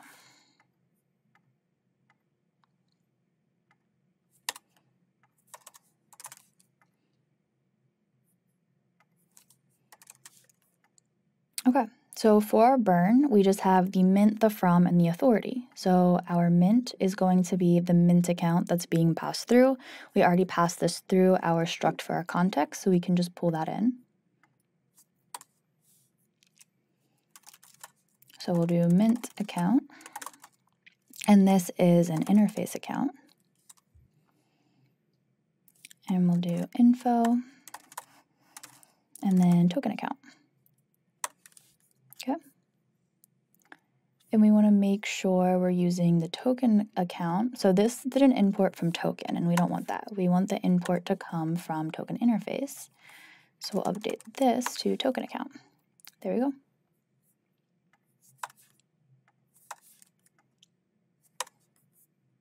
Okay.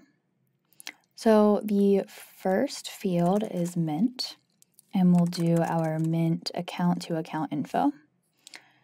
The next field is from.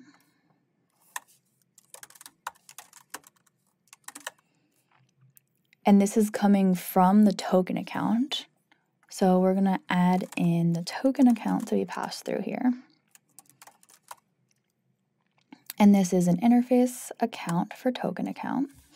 And sorry, the mint account is not a token account, it's a mint. So let's fix that and then update the import for mint. There we go.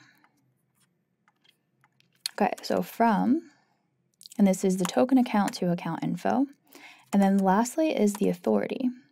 And then we're going to pass through the authority here. And that is actually the signer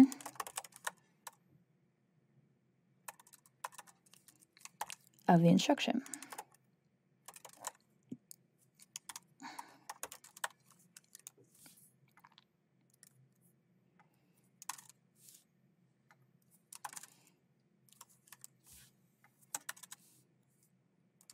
Okay, and now we just need to specify the amount of tokens to burn.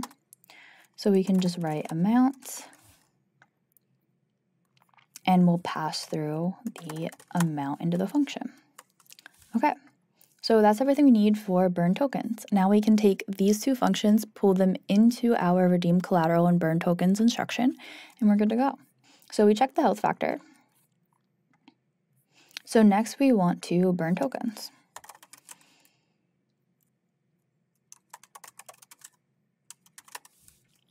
Let's make sure we import this, so we'll update our crate. Okay, and we'll check the arguments that we need, which is the token program, mint account, token account, authority, and amount. So let's update that.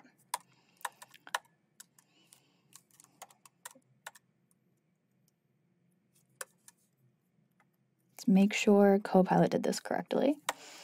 We have token program first, then we have the mint account, then we have the token account, we have the authority, which in this case is the depositor, and then we have the amount to burn. Okay, great. And then we unwrap that, and now we're good to withdraw SOL. So last function we want to import here is withdraw SOL.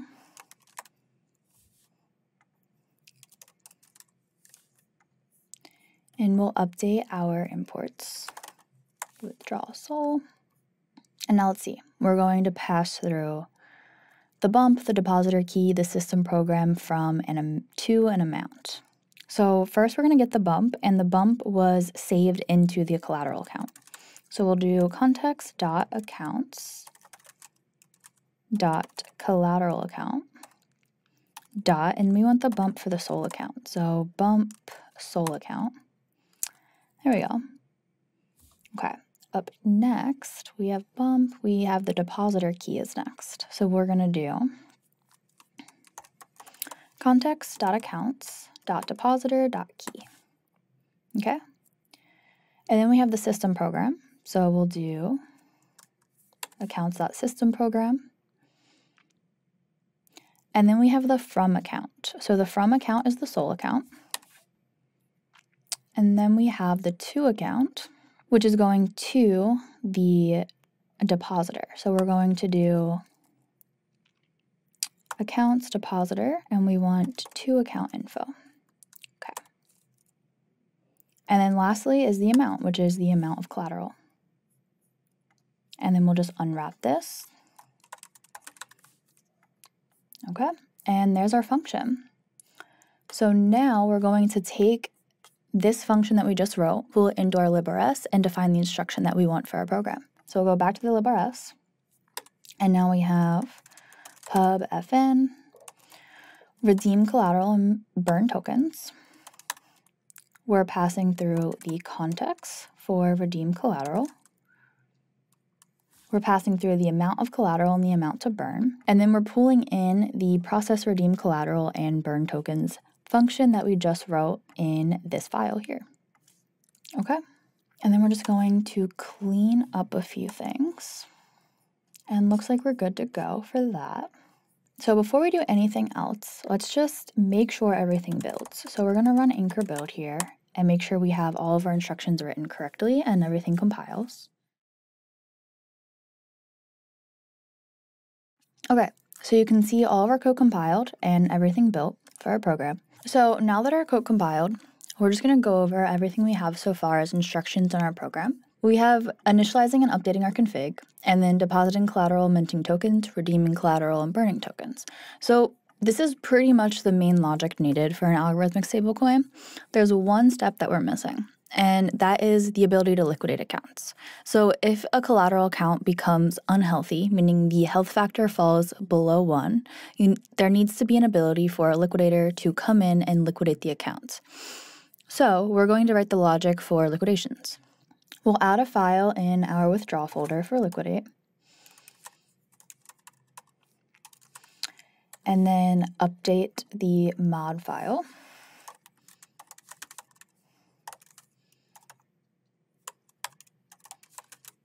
Okay. We'll go back to our liquidate file. We're going to use anchor. And now let's think about everything needed to liquidate. So first we're going to work through all of the accounts needed because we're going to define the struct for our context, and that is going to process all the accounts needed to run the instruction. So let's do, as always, our derive accounts, and then we'll name our struct liquidate.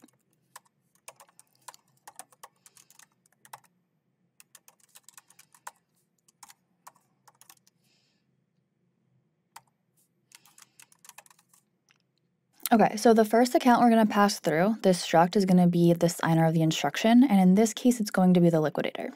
So we'll need an account for the liquidator.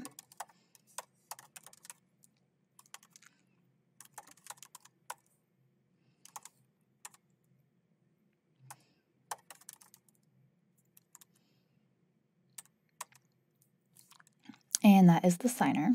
Now we're going to need the price update from Pyth to be able to calculate the current price of the asset. So we'll do pub price update.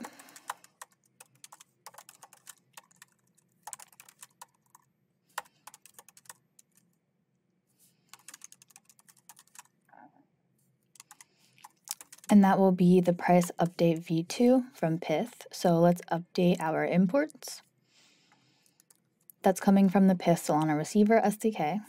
And now we'll need the config account to be able to pull information like the minimum health factor. We'll add in the account. And since this is a PDA, we need to define the seeds. And we can just pull the seed for the config account from our constants. Okay. And then since we're stating the seeds, we need the bump. And that we save to the config account, so we can just load that in. And then next we're going to do one more check, and this is the same check that we've been doing, and it's just making sure the config account is using the right mint account. So we're going to do has1 and make sure we have the correct mint account. Okay, and then we'll just name this account, so config account, and now we'll update our imports. So we need our seed config account constant, so we'll use the crate for that. We'll need to also pull in the config. And then the error for the mint account is that we haven't passed the mint account through the struct yet, which we'll do later. Okay, so next we'll need the collateral account, and this is to be able to get all the information for the specific account that we want to liquidate. So we'll add in account. It's going to be mutable because we're going to be changing the account. And then we want to make sure it has the Sol account.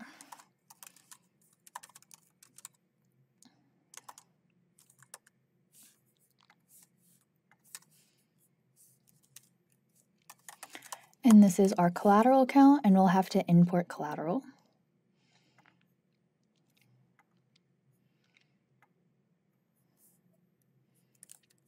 Okay. And then this error is just like the error above, meaning that we need to pass through the Sol account for it to have an account to verify against. Okay, so let's pass through the Sol account.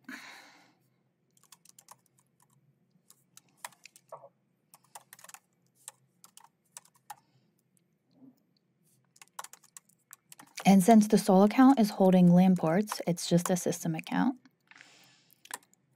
And then we'll need the mint account as well. So you can see once we pass through the Sol account, this error went away. And once we pass through the mint account, the other error should go away as well.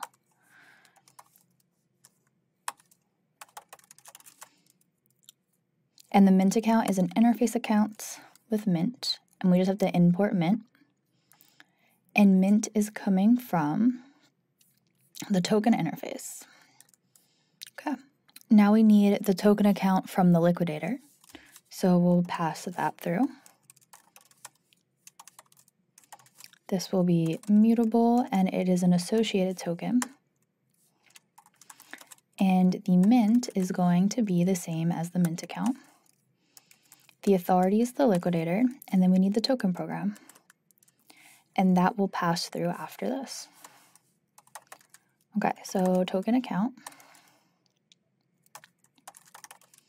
And now we need the token program, which is token 2022, and then we need the system program. Okay, and then we'll update our imports. So for token interface, which is here, we're going to also need token 2022 and token account. Okay, there is an error in our account, so it looks like we did some account type incorrect. So let's fix that. So right here, the token account, it's an interface account, not just an account. And there we go. So that's our struct that we'll need for our context for this instruction. Now let's write the instruction. So we have pub fn process liquidate.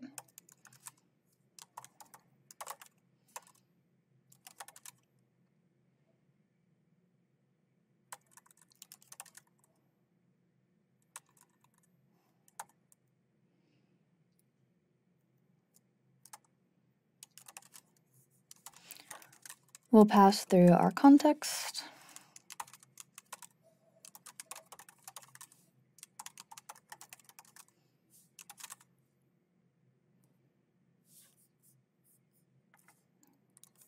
Make sure we don't have any typos. We'll fix that. Okay. And now we're going to allow the liquidator to specify the amount that they want to burn. So we'll add that as an argument as well.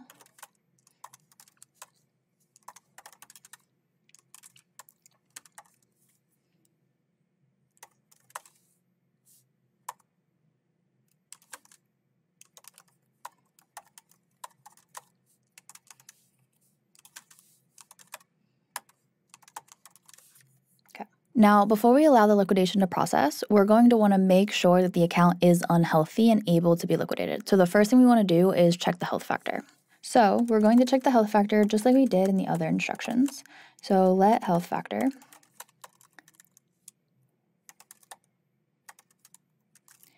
equal, and we're going to calculate the health factor.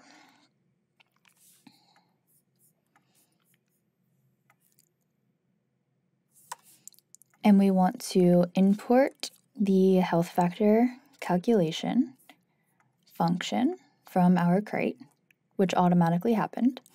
Okay, so now let's see. We need to pass through the collateral account, config account, and price feed. So let's add that now. We need first the collateral account, so CTX collateral account, okay, config account, and price update. And then we're just gonna unwrap that. Great. So now we know what the health factor is. Now we want to run a check of the health factor. So we're going to require that the health factor is below the minimum health factor. If not, we want to return an error and let the liquidator know that they cannot liquidate the account. So require, oops.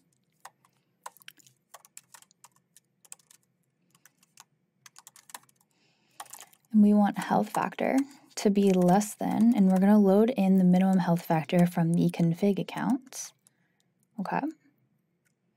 And if it's not, we're going to return a custom error, and it will be that it is above the minimum health factor.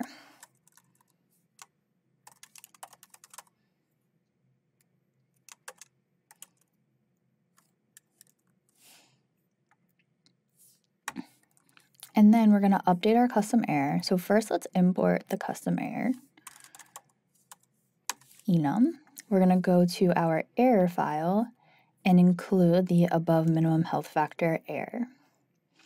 So error rs, we're going to paste in the custom error we just created, and we're going to define the message.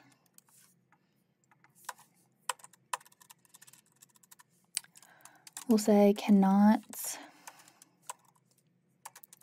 liquidate a healthy account.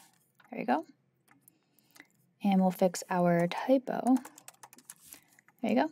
Okay, so back to our liquidate file. So we did our check for the health factor.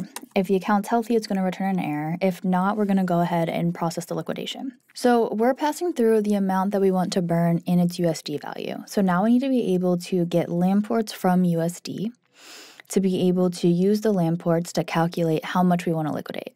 So before we actually process our liquidation, let's create a function to be able to get LAM ports from USD.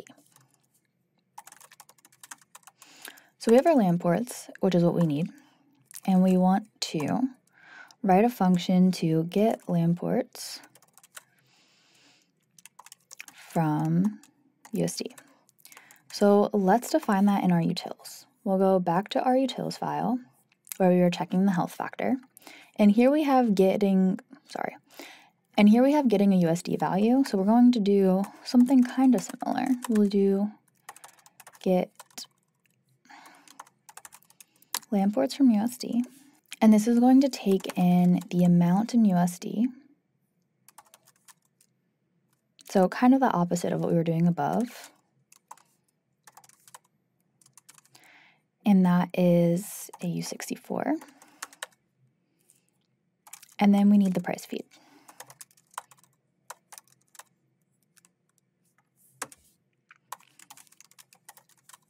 And then our result is going to be in a U64 because we want the value of LAM ports.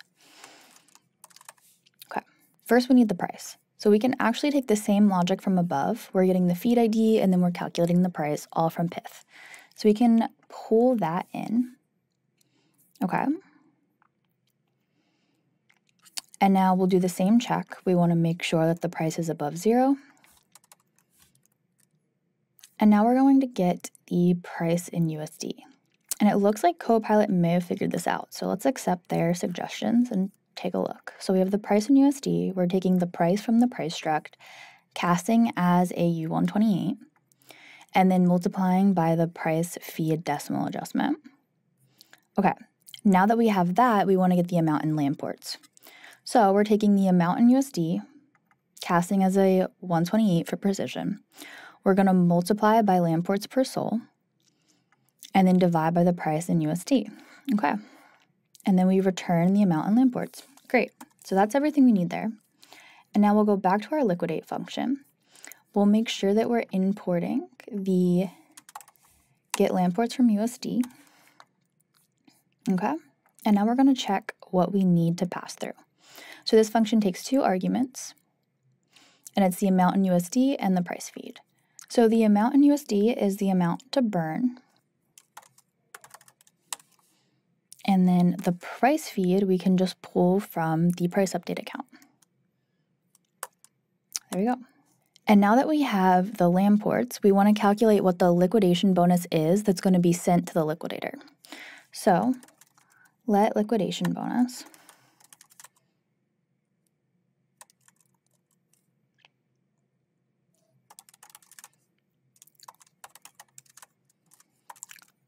So this is going to be the Landports times the liquidation bonus, which we save to the config account state. So we'll pull that in, ctx.accounts.config account liquidation bonus. And now I want to divide by 100 because the liquidation bonus is a percentage. Okay. Now we want to calculate the amount to liquidate. So the amount to liquidate is the Landports that we're liquidating from the account, as well as the liquidation bonus that's going back to the liquidator. So the amount to liquidate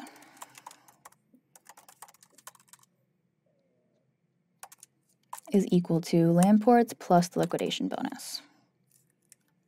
So now that we have that, we're going to be able to process our liquidation. So when we're liquidating, we want to be able to withdraw SOL from the account. We want to be able to burn tokens and then just update the collateral account state. So let's first withdraw the SOL.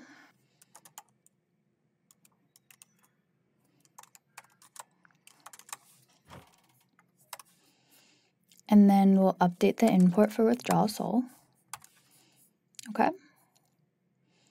And this takes in the bump, depositor key, system program from to an amount. Okay. So we'll do the context.accounts dot. We save the bump for the SOL account to the collateral account state. So we can load in the collateral accounts and then get the bump for the SOL account. Okay. And then next is the depositor key. So we can just do context.accounts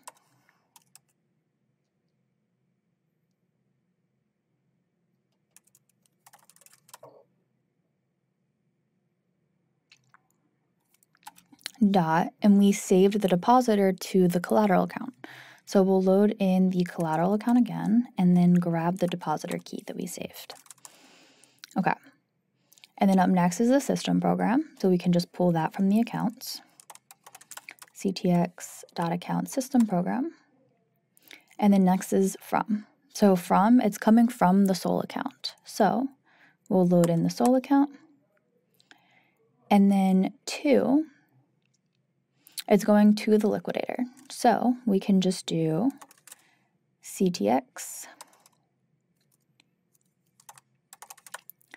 dot accounts dot liquidator to account info. Okay. And then we need the amount, which is the amount to liquidate. And then we can just unwrap this. And now I withdrew the SOL from the collateral account. So up next is just burning tokens. So we're going to burn tokens. And we're going to update the import for burn tokens.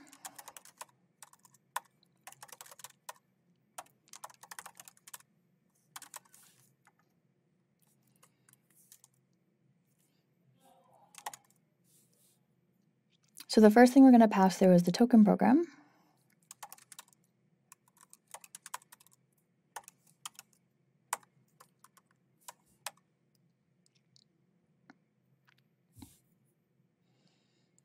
And then the mint account. And then the token account.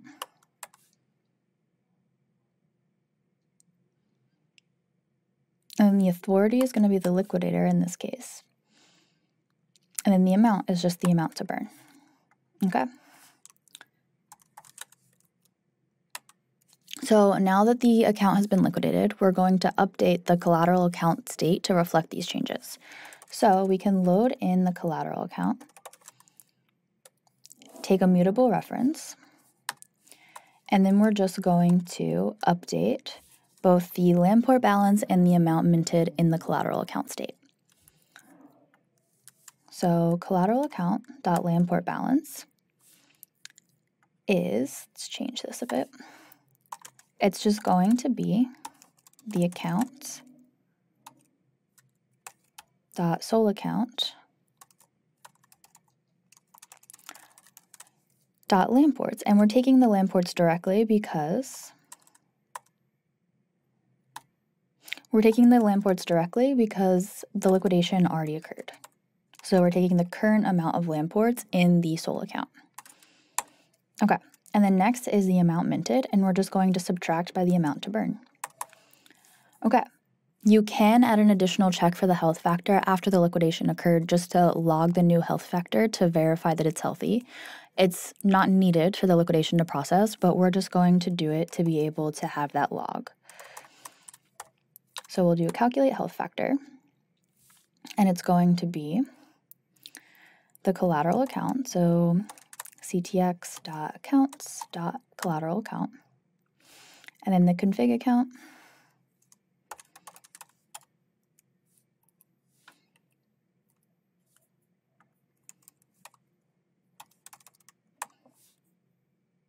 and then the price update.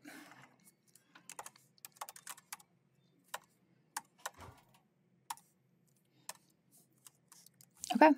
And that is everything we need for the liquidation. So now we can go back to our librs and then add our final instruction for our program. So librs, and we can do pub fn liquidate. And we're going to take in the liquidate context, the amount to burn, and then we're going to use the process liquidate function that we just wrote in our previous file. We'll save that. Now everything looks good to go. So all that's left is to test out everything that we've written so far in our program and make sure that our stablecoin works. So let's build our program. We're going to run anchor build. And what this is doing, it's making sure everything compiles, but it's also updating our target folder. So if you go into target, you can see you have the IDL, you have these types, which is an IDL that is in camel case format, so it's compatible with TypeScript. You have a few other things like the .so of your program. So this is updating your target with the latest version of your program. Now that we have that, we're going to be able to update our TypeScript tests. So we're going to navigate to test, and we're going to go to stablecoin.ts. And let's start writing our tests. So the first thing we want to do for our test is to set up our environment properly. Let's see, we have our provider. So we're just going to change the way that everything is configured currently. So we're going to first make a const for our provider, and that is an anchor. We'll use anchor provider.env.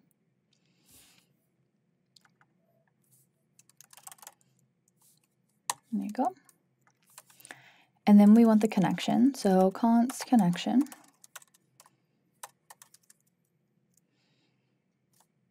And we're going to need the connection because we want to be able to use Pyth. And a connection is needed to be able to import Pyth into your environment here. So connection, we're going to do provider.connection. And then we need a wallet. So const wallet is your provider wallet. but we want this as an Anchor wallet. Okay. Now we can do Anchor set provider. And we'll just set the provider with the provider.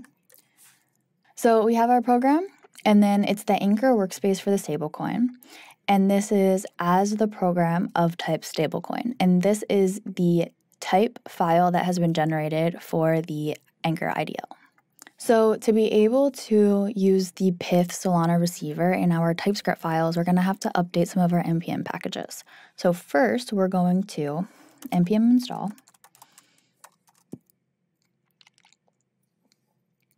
And we need the Pyth network price service client. So let's grab that. So here is the npm package for the Pyth Solana receiver SDK. So we're just going to install this.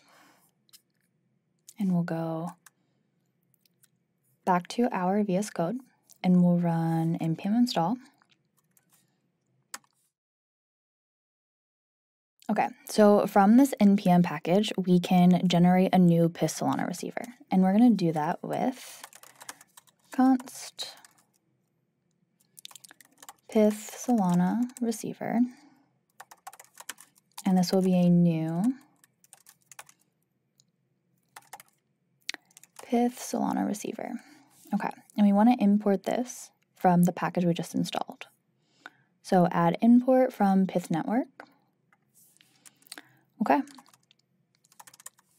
And then this takes in, we want the connection, which is why we defined that earlier. And we also want the wallet.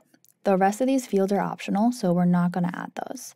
We just need the connection and the wallet. Okay. Now that we have the Solana receiver, we want to be able to use our price feed. So for our testing purposes, we're using the Sol USD price feed. So we're going to go back to our constants and take that price feed value. Okay, we'll go back to our TypeScript test, and we're going to create a constant in TypeScript this time for our price feed. So we'll do Sol price feed ID.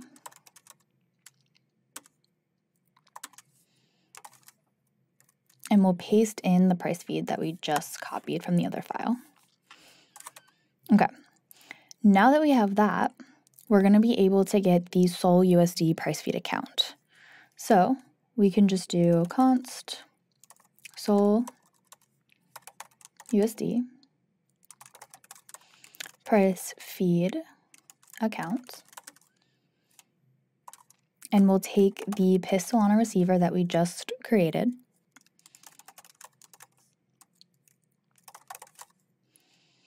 And we're going to get the price feed account address. So get price feed account address.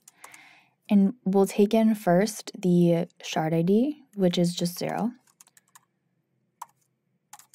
And then it's going to take in the price feed ID, which we just defined above. And somehow I deleted that, so let's fix that. Okay, we're just formatting everything. There we go. Okay, so now we're able to get the Sol USD price feed account address. And now that we have that, we have pretty much everything set up for our environment, and then we can start doing tests. There's one last thing that we need, and that's to derive the PDA for our collateral account. So we'll do const collateral account.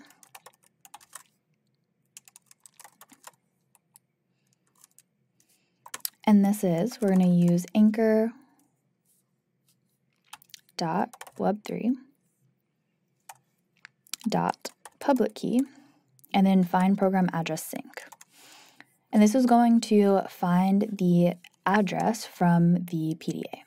So we'll do buffer from, and our collateral account was defined as collateral, and then we also used the public key of the depositor into the collateral account. So we're going to do wallet.public key to buffer. And then all we have left is the program ID. Okay, now I think we have everything defined for our environment. We have our program, we have PIF set up correctly for our Sol USD price feed, and we have the account address for our collateral account. Okay, so let's start writing our first test, and that's going to be initializing our config. So we can delete what was preset here, and we're just going to write our transaction. So const tx is equal to await program.methods.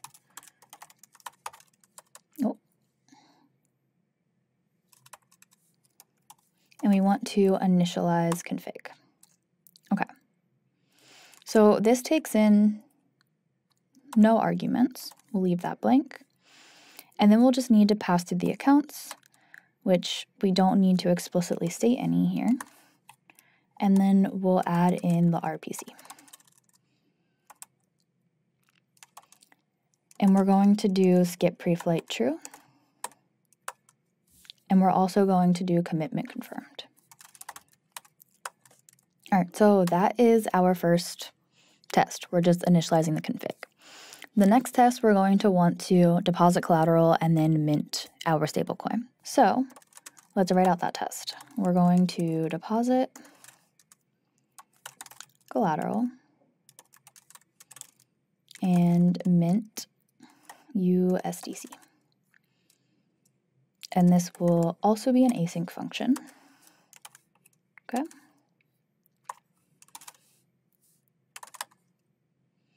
And now here, we're going to define both the amount of collateral and the amount to mint. So const amount collateral is equal to,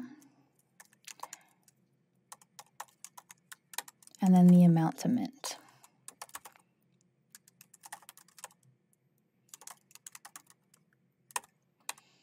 Okay, so now let's write out our transaction, and that is going to be await program methods, and then we'll call the instruction for deposit collateral and mint. And then we just have to pass through our two arguments that are needed, which is the amount of collateral and amount to mint. And since this is a U64, in TypeScript we're going to have to use big number. So we're going to use new anchor.bn of your amount of collateral, and then the same thing we're going to do for the amount to mint. Okay. Now we'll pass through the accounts, and the additional account that we have to specify here is going to be our Sol USD price feed account, which we already generated earlier in our environment setup. We'll pass through accounts. This will be price update, which is our Sol USD price feed account. Okay, and then lastly is our RPC. I'm just going to copy over what we had in the previous step. Okay, and I also want to add in some console logs here just so we can see all of our transaction signatures.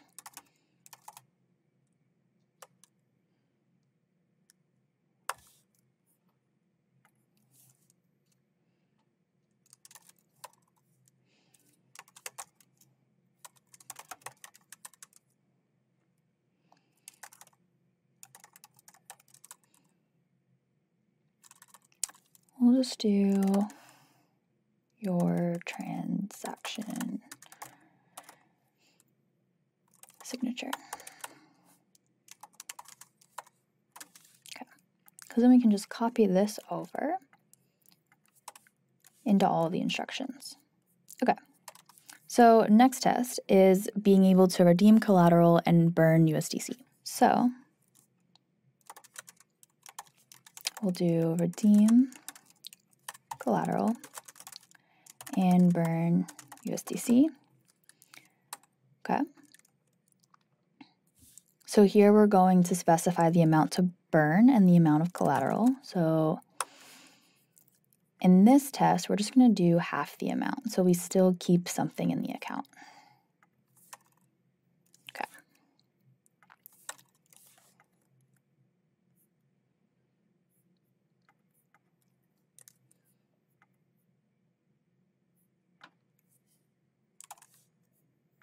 And then we'll do our program methods to redeem collateral and burn tokens. We're passing through the amount of collateral and the amount to burn, just like we did above. And then our accounts is going to be the same thing. We're just passing through the price update. And then we'll do the RPC with skip pre-flight and the commitment confirmed, and then console log the transaction. Okay, next we want to update the config to then change the minimum health factor so this account becomes unhealthy and we can test the liquidation. So let's do update config.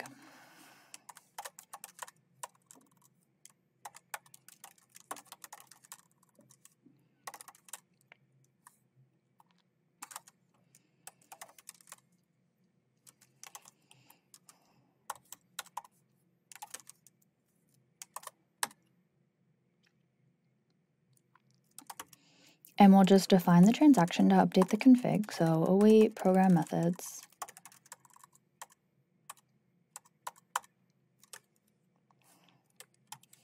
Dot update config. So what we're going to pass through for update config is going to be the new value for the minimum health factor. So here we're going to make that 100.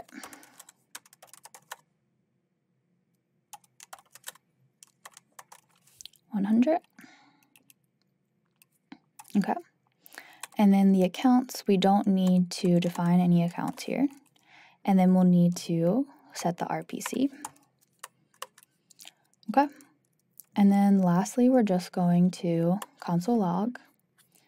And looks like I have a typo that I've been carrying over, so we're just going to fix that to your. Okay. There we go. So now that the config is updated, we should be able to liquidate the account. So let's test out liquidations. We'll do liquidate async, and then we're going to do our transaction program methods liquidate, and we want to define how much to liquidate. So here we'll just do 1. Okay. Accounts, we don't need the collateral account. We can leave this empty. And then we have the RPC, skip pre-flight, and commitment. And then console log. And there we go. That's our liquidate transaction. And then the last thing, we'll just update the config back to the normal minimum health factor of 1. So we'll just do update config.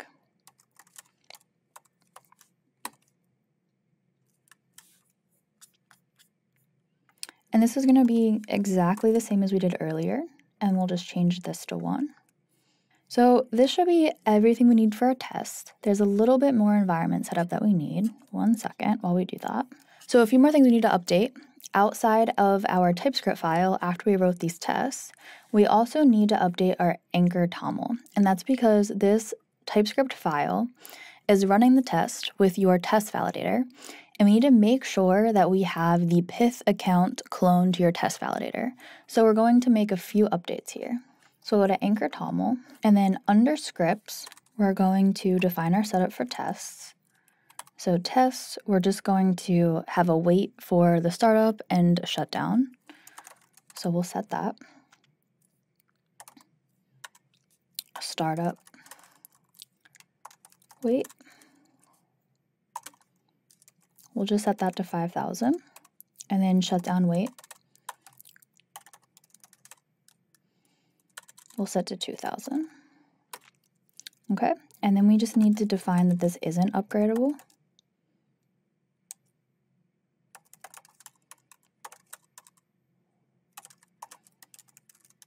Okay. Now we want to define our test validator. So test.validator, and we're going to be using the bind address is just going to be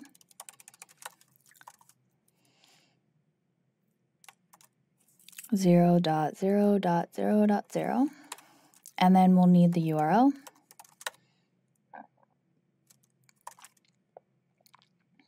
Which is just going to be mainnet.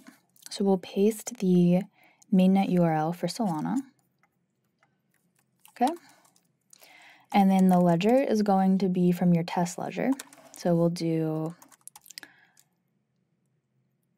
in our anchor, we want test ledger. Okay. And then we need the RPC port. We'll do 8899. Okay. And then one last thing is the account that we want to clone to our test validator.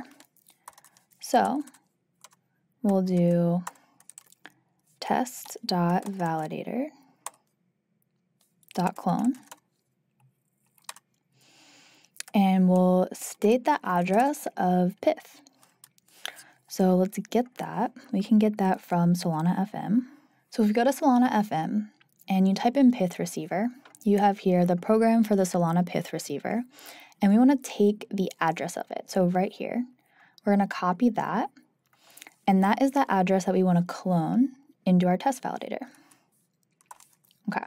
Now we want to update our package.json, and then we should be good. To get this to be able to run, we need the RPC WebSockets. So we'll npm install RPC WebSockets. Okay. And just for version compatibility, I know that this version works, so we're going to bump that down. One more thing we want to include is Web3.js.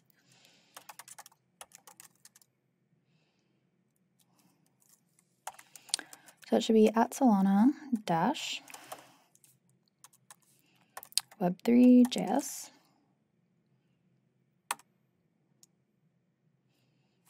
Okay. And we're actually going to bump this down a little bit. We'll do 73. Now that we updated our Anchor TOML and installed all of our npm packages, we're going to test out our TypeScript test that we wrote. So we can just run Anchor test. And this is going to compile the program, deploy it, and test it. Okay, so we're getting an error with the liquidation, and looks like we didn't pass through the accounts that we need for liquidation. So we're going to go back to liquidate, and in the liquidate instruction, we need to pass through 2 accounts. So we need the collateral account, which is the PDA that we derived up here, and we never used it. So we're going to pass that through first.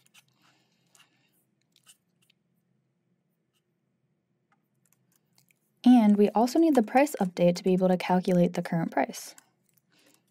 Okay, now let's test out our test. And now you can see initialize passed, deposit collateral and mint passed, redeem collateral and burn passed, update config passed, but we had an issue with liquidate. And the error is unknown action undefined. So let's go back to our liquidate and see what is going on. So actually it looks like we were liquidating just 1 for some reason, and that's not a large enough value. So we're going to liquidate. We're going to change the amount to liquidate here. So we'll make a constant, and we'll do amount to burn. And we'll set that to 500. Okay. And then we'll just pass that through for how much we want to liquidate. Oops. Amount to burn. There you go. And let's just check everything else. Let's check our values. So, okay, here we have the amount of collateral and the amount to mint should actually be the same value, and we're missing some zeros on amount to mint. So we'll update that and make sure that these are the same. So now we have the collateral, we're minting, we're redeeming collateral, and we're burning. And these should also be the same values. Okay, there we go. We lost some zeros along the way. So now I think we have everything updated. So let's run Anchor test one more time. And there we go. So all our tests pass. You can see the config was initialized, the deposit collateral and mint USD. You have redeem collateral and burn tokens. You have update the config, liquidate, and then re-updating the config. And there's our test suite. So we now know that all of our instructions work properly as intended in our program. Going back to our librs, we have the ability to initialize the config, update the config, deposit collateral and mint tokens, redeem collateral and burn tokens, and liquidate. So all of these core functions implement the core mechanism to allow you to adjust the supply of the stablecoin and respond to changes in market conditions.